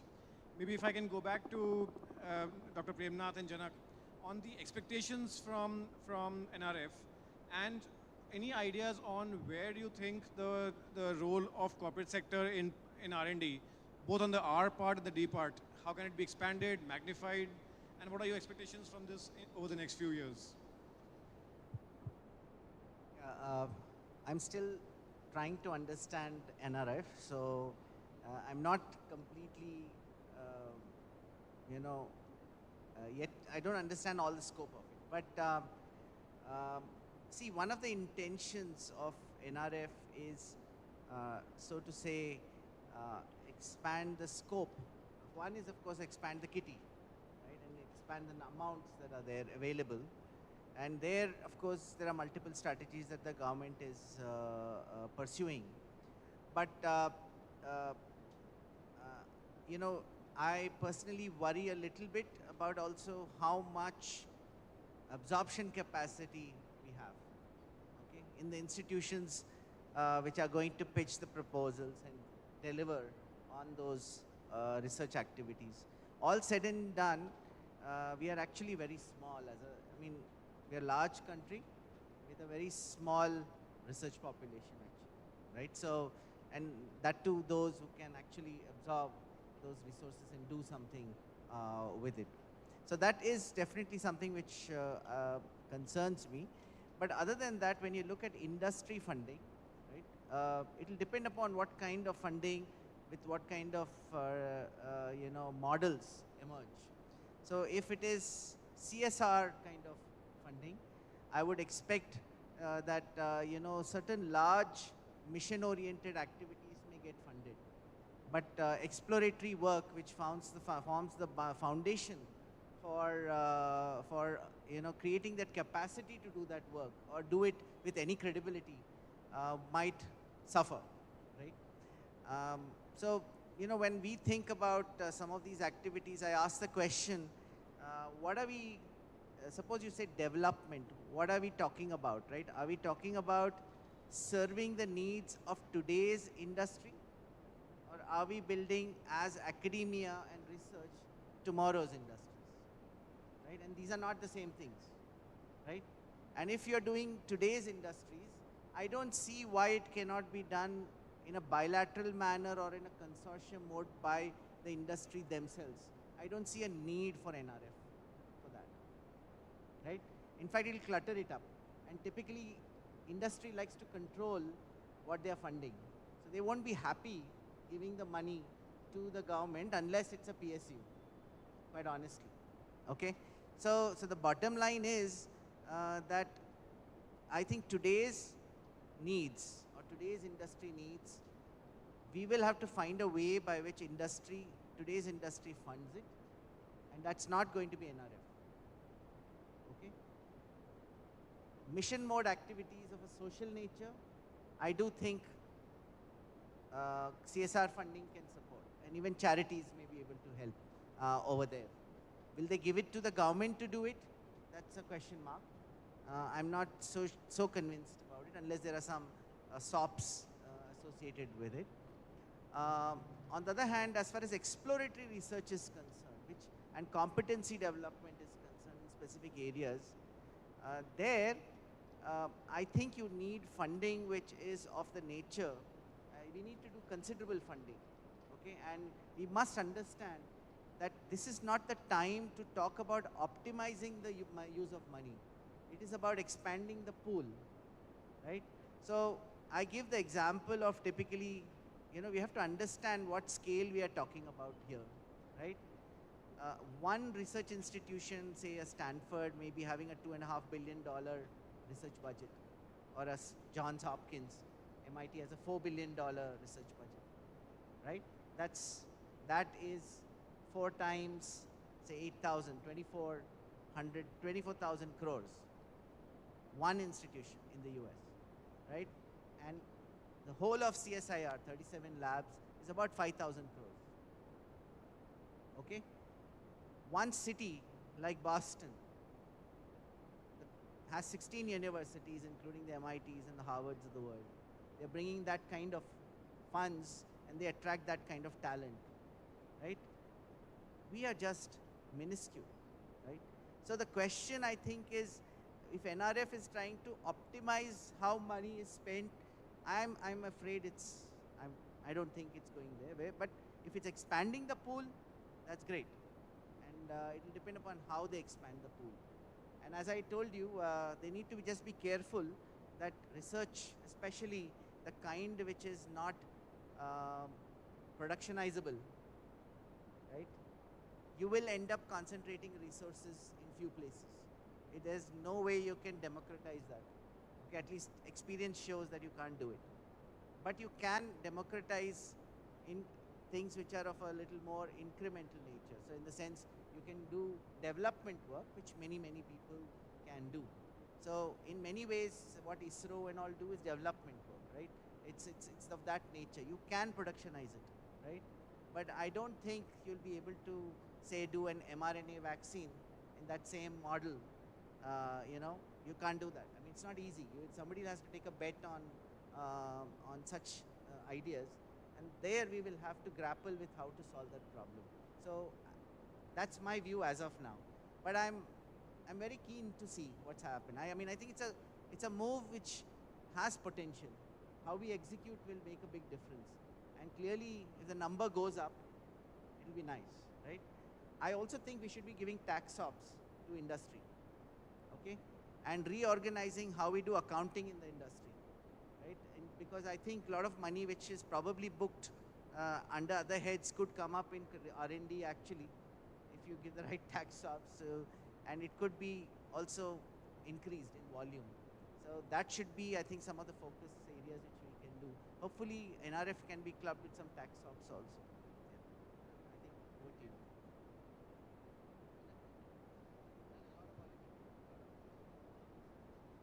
No, just to add to Premnath. So first, I think industry expecting them to spend, they need to spend in-house. Just to give you some numbers, all of Indian industry today spends about $6.5 billion. Right? That's, if you take the top spenders on research and development in India, across the world, Indian industry as a company would rank number 30th in the world. So you have companies like Alphabet and others who are spending 4-5 times that amount. So first is to just increase the amount of spend. Maybe some of it is accounting related, but even that, I don't know how much of a material difference it would make, even if you adjusted for it. So first is to spend in-house, right? Secondly, it's, I think if you look at CSR, as Premnath was saying, today, of course, the Act allows for funding of public research institutions. What about institutions like MIT, which are, private in nature, and they also deserve, if they have that talent here, research capabilities here, they should be allowed to access that funding. Currently, the way CSR is structured, I think it falls under the category of technology incubators. And even the amount there is just about 8.4 million, as of 2021. So it is a drop in the ocean when it comes to total spending by industry. Then, of course, NRF, I think it's a great initiative, step in the right direction. We need to invigorate research and innovation in the country. But there's also the element of, like, how do you restructure public funding of R&D? There's a lot of money which is going, I think Mohit mentioned, into public institutions. Some are doing excellent work.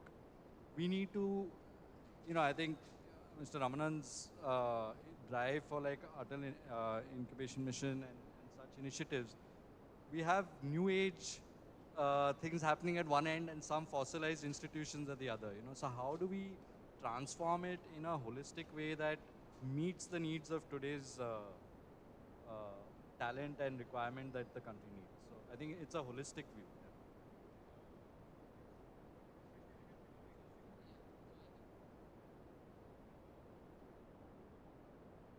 Am I audible? Yeah. So from industry perspective, I would like to bring 2 points. I think just building on CSR aspect fund. And second, I would like to talk about more on ecosystem aspect, right? And I would like to quote two examples also here. So example, there is a researcher from Michigan University, and she wanted to do research in the agriculture. Last year, she spent almost 4 weeks in India to figure it out where she wanted to do research. She went to north, south. She ended up in Nashik also for 3-4 days. And what she found was, as a researcher, I need a sandbox. I need a ecosystem which can accept me and come forward and do research. Ask open questions. They are ready to sort of spend time. So one hand, yes, funds, definitely there is a journey to raise funds. But I think in India, we have so powerful ecosystems, can we develop that ecosystems where researchers are attracted, right? And there are today researchers coming there. Similar example, I have one of the scientists from NASA came and spent another year. Now he has a startup in Nashik. Now these are the very good example where researchers are looking for ecosystems. So even for Indian researcher, can we really strengthen these ecosystems where people can come and do research? So that automatically they can apply for some of the research grant, maybe in India, outside, to do research in India, number one. Number two, especially from, maybe there are various CSR norms, but I would also see building this skill of doing a research. It also comes under the larger skilling as a umbrella. So maybe a lot of these private institutes or researcher themselves can maybe tap on these as an umbrella CSR where it's a skilling initiative, right? For skilling the researcher, how to do research. Maybe that may be a starting point where you can engage with this industry under the skilling umbrella, and they're not bound to only do it with the public funded institutes. They can do it with any other funded institutes also.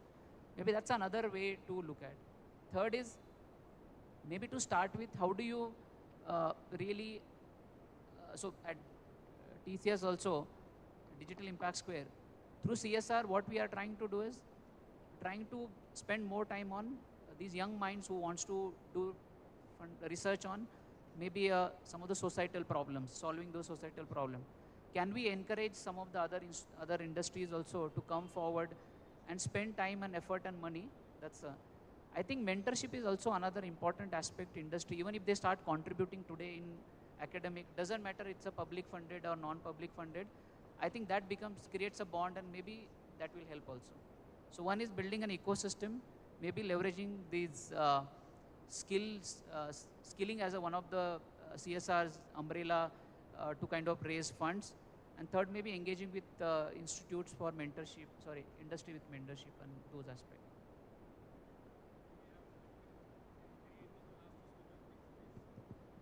So I'll just continue with the last speaker. With the ecosystem, I'm the one example for that. I had my PhD from India and I went to Korea first time. I did my PhD in physics, but I get placed in the Biomedical Institute in Korea. And around last 10 years, I'm moving from many biomedical institute to the medicine school.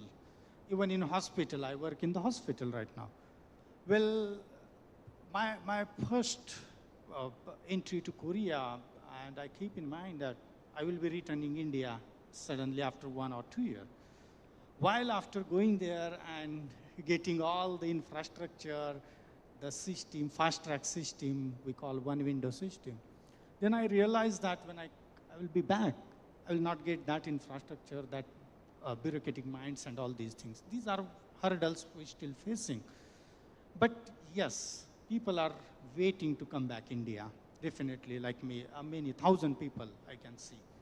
Even IITians and from small universities, they want to come back after taking some skills and getting new knowledge.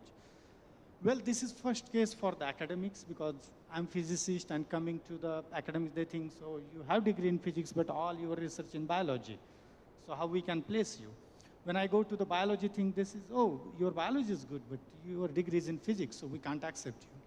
So I think with the new education policy, now government of India is changing this mindset, especially for academicians. Industry don't care about your degrees. If you have skill sets and it is proven, they accept it. Similar like the academicians in the abroad, they accept me. Well, the next stage is the nourishing that culture, especially we have a big hurdle for academics to the industries. And the same pot, like industry has a huge funding available, but they are very focused for their own solutions. So if we can make the one pot where similar like many countries they have, so industry can put some money, government also, because this is what government is the most influencer for all policies.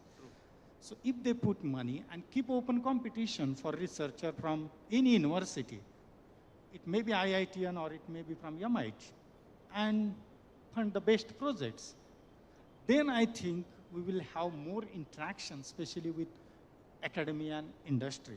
And we can bridge that gap. Even 6 months ago, I have been invited by the government of Maharashtra, and we interacted with many ministers in Mumbai, and the same platform I use. So as a Enterprise Maharashtra or Enterprise India, we need such kind of bridge so we can attract the industrial talent and academician talents. Thank you. Thank you. I think that was a very interesting discussion, both in terms of the questions and the answers that were given. And definitely all these topics are worth of a separate deep dive session in itself. But I think in interest of time, we'll conclude it for today. And thank you, everybody. Thank you for your valuable feedback and your suggestions. And definitely we'll work on this further. Thank you. Thank you, sir. Thank you, Dr. Harshit, sir, and Mudit Naren, sir, for moderating this session very interestingly. And I am thankful to all the panelists, Dr. Nana Sahib Thorat, Sri Janak Nabar, Ms. Anindita Banerjee, Dr. Premnath, Mr. Sandeep Shinde, and of course, two moderators, Sri Mudit Naren and Dr. Harshit Desai. So I thank you all the panelists for very thoughtful and productive discussion, which will certainly lead to an expected outcome as we, industry and academia, are looking for. So thank you for your intellectual deliberation. Thank you for sharing your expertise with us. With this, may I now request Dr. Suraj Bhoyar, Strategic Advisor, PERA, to give away a present as a token of our appreciation in respect to all these dignitaries. For this, may I also request Senior Mentor, Professor Dhimant Panchal, sir, to be on the stage. Along with, may I also request Honorable Sri Ramanan Ramanathan, sir, to be on the stage to give away these present to all the panelists, all the panel members.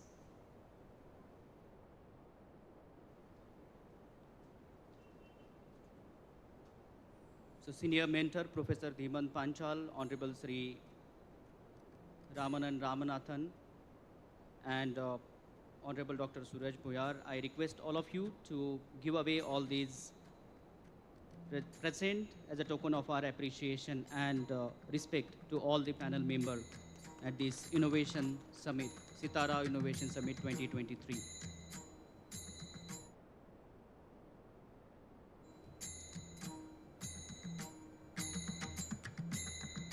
Honorable Dr. Nana Sahib Thorat, one of the panelists.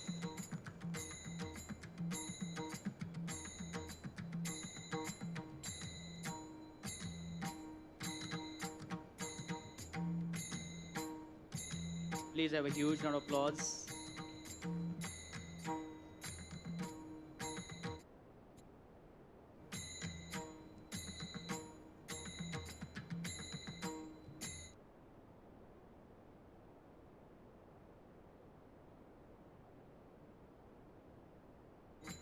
We express our gratitude towards all the panelists at this SiTara Innovation Summit for their intellectual and stimulated discussion during this panel discussion.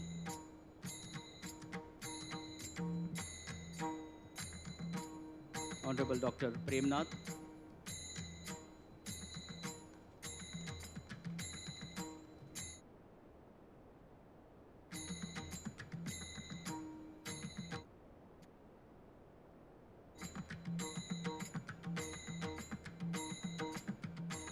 Ms. Anindita Banerjee.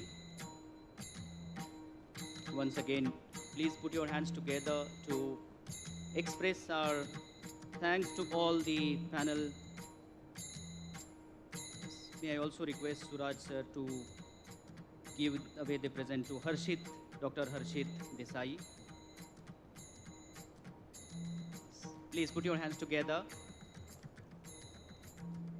I also request Mr. Ananda Jagdale from Skoda to be on the stage to receive our token of appreciation and respect. Mr. Anand Jagdale from Skoda.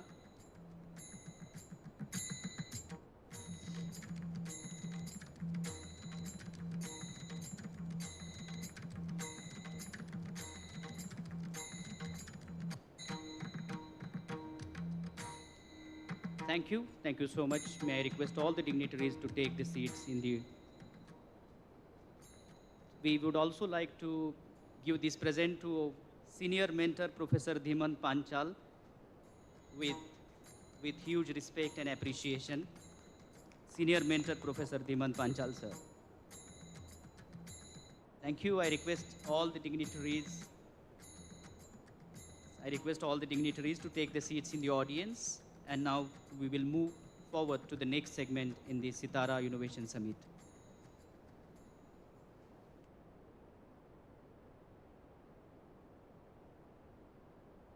Presentation by CA Mayur Zanwar.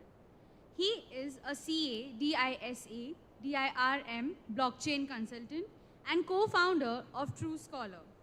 Mayur has 19 years of experience in indirect taxes, GST consultancy, project financing, and setup. He is interested in early stage setups and mentoring.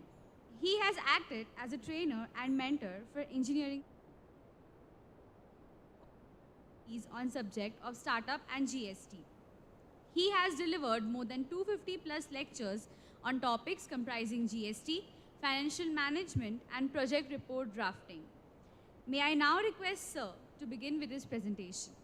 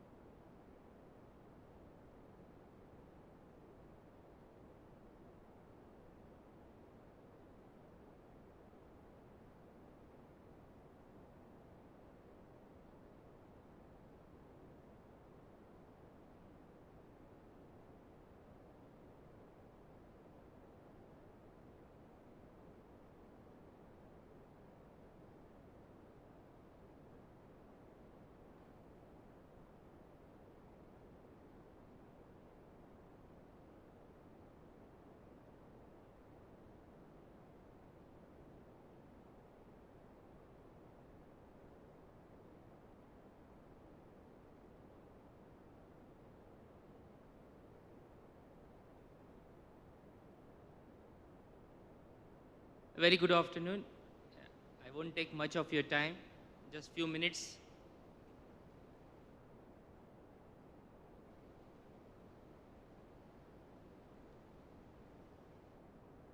Yeah, very good noon, one and all present here.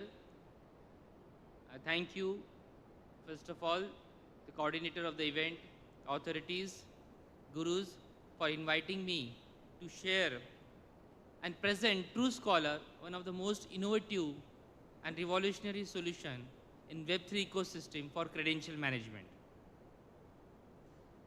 The day we are starting, we are hearing from the importance of research and the learning. But every year we are aware of the importance of certificate. Whenever a learning or training or skilling is imparted to students, we validate it by way of some certificate. The authentication part is being taken care by way of some certificate. But unfortunately, the issuance of certificate is happened by way of tedious manual process. The way we issue digital certificate, maybe a mark sheet, transcript, a certificate of academic and non-academic, it all happens in traditional physical way or low-tech digitization. And because of this physical issuance of certificate, there are challenges.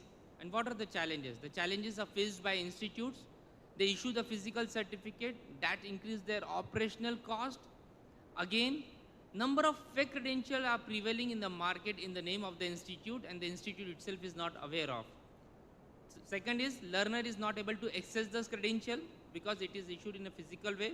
It's difficult to verify those credentials in the industry by the corporate sector since it is issued in a physical way. And the third most important element of the ecosystem is the corporate sector.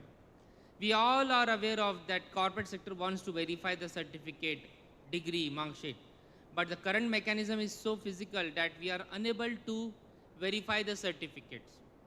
Hence, we have brought this revolutionary solution, True Scholar, which is built on blockchain technology. So, a decentralized technology where everything is immutable, no tampering, fudging or tampering of document is possible. वैसे भी कहा है कि सच का कभी दूसरा रूप नहीं हो सकता है, सच सच होता है. And that's the thing actually we are bringing this solution. So certificate, original version of certificate is prevailing across the ecosystem. So we cater to various segments, education sector, corporate sector by way of issuing corporate training certificate, work credential which are issued to the employees by the corporates, reskilling, upskilling certificate issued by various training organizations and skill departments. Schools, now schools have started issuing certificate to the students, learner at an early age.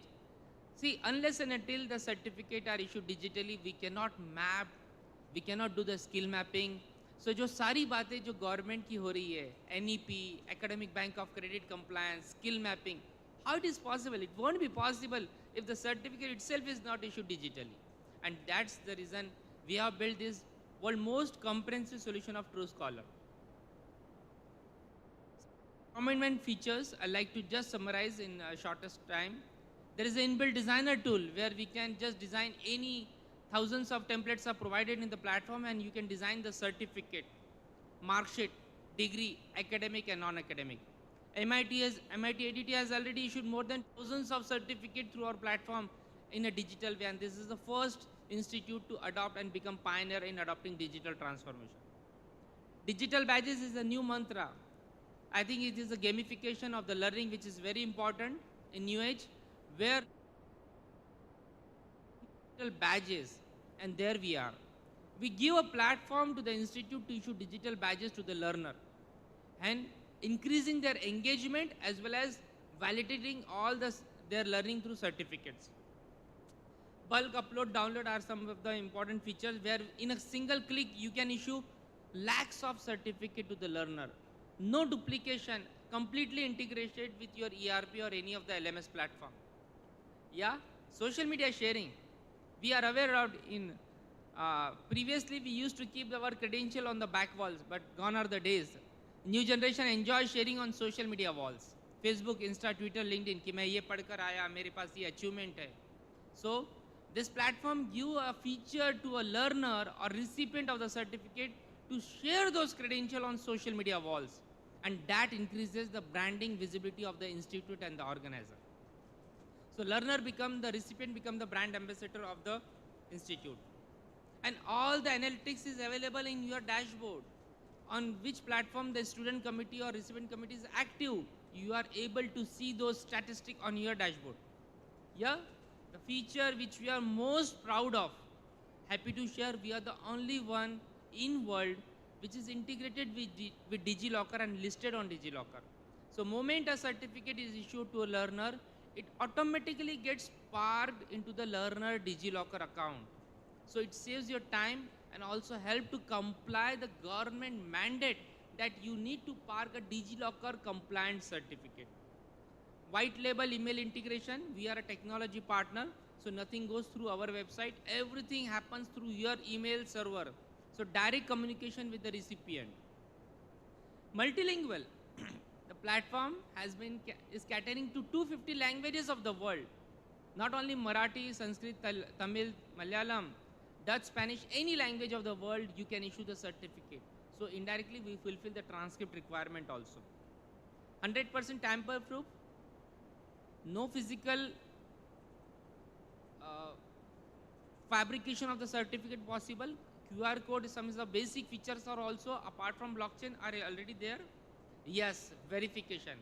You all are aware of, since we resonate with the education sector, learner face the challenge of verification, corporate face the challenge of verification, and in the current mechanism, the verification happens in 15 to 30 days because it is traditionally done in physical way.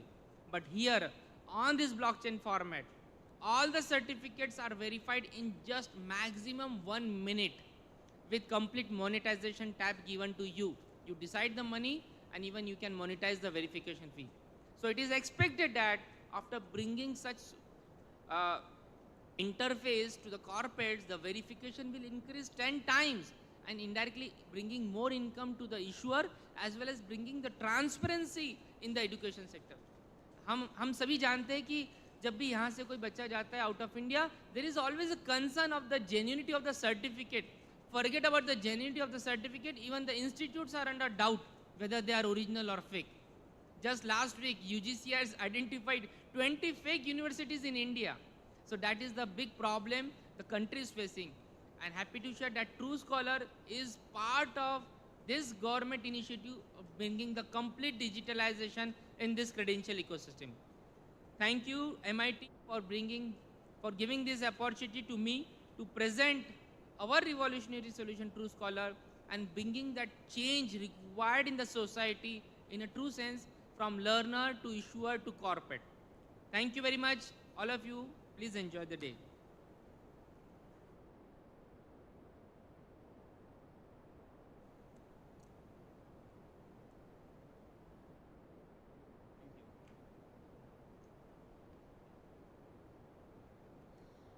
I would like to thank you, Mr. Mayur Zanwar, for your presentation, and I am sure True Scholar will help many students to create a much more safer personality, a safer front for themselves wherever they go.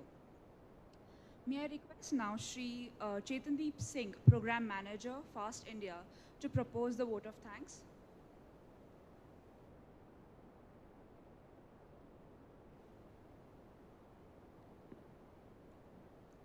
Hello everyone. Before we wrap up this incredible gathering, I kindly ask for a moment of your time. Behind the scenes of the SiTara National Innovation and Startup Summit 2023 at MIT-ADT University, there is a cast of many who have lent their hands in making this happen. Gratitude unspoken is like a treasure kept hidden. So it is both an honor and a privilege for me to extend a heartfelt vote of thanks on behalf of the organizing committee. We begin by tipping our hats off to Professor Dr. Mangesh T. Karar, President of Preeminent Education and Research Association India, the visionary behind this national event, who trusted us with the task of hosting the SiTara National Innovation and Startup Summit. A warm thanks goes to Sri Ramanan Sir, our esteemed chief guest, whose words lit up the opening ceremony and left us inspired. We are deeply appreciative of the guidance provided by Dr. Anand Chakradev, Pro-Vice Chancellor, Dr. Mahesh Chopade, Registrar, Professor Dr. Sunita Karar, Director of MIDCOM. Your support has been invaluable. Special recognition goes to Sri Mudit Narayan from FAST India, who made it possible to unveil and launch the report that strengthens research frameworks across Indian institutions and universities. Kudos to Dr. Mohit Dubey, Professor Dr. Virendra Bhojwani, Professor Dr. Nachiket Thakur for their help in organizing this national summit. A big thank you to Professor Dr. Suraj Bhoyar, our convener, for his warm welcome and meticulous planning. Our panelists and resource persons, Dr. Nana Sahib Thorat, Sri Janak Nabar, Ms. Anindita Banerjee, Dr. Premnath, Sri Sandeep Shinde, deserve applause for their insightful discussions on enhancing research ecosystems in universities. I also thank Professor Harshit and Sri Mudit for playing the role of panel moderators in the most interesting way. Hats off to deans, directors, HOIs, principals, HODs, advisors, and mentors from MIT-ADT University, along with the dedicated organizing committee members. Your hard work has been the backbone of this summit. A hearty thanks to all participants who've shared their brilliance and enthusiasm. You've truly elevated this summit. A round of applause for Professor Dr. Rakesh, Professor Ashish Umbarkar, Professor Ulhas Malwade, and Mrudang Shukla for their coordination efforts. Gratitude extends to faculty, industry experts, and startup delegates from near and far. Your presence has added a global touch to the event. A nod to the media, design, and photography teams for their behind-the-scenes support. As we conclude, I stand grateful, shining a light on all who've contributed. Even if a name hasn't been spoken, know that your efforts are cherished. Thank you.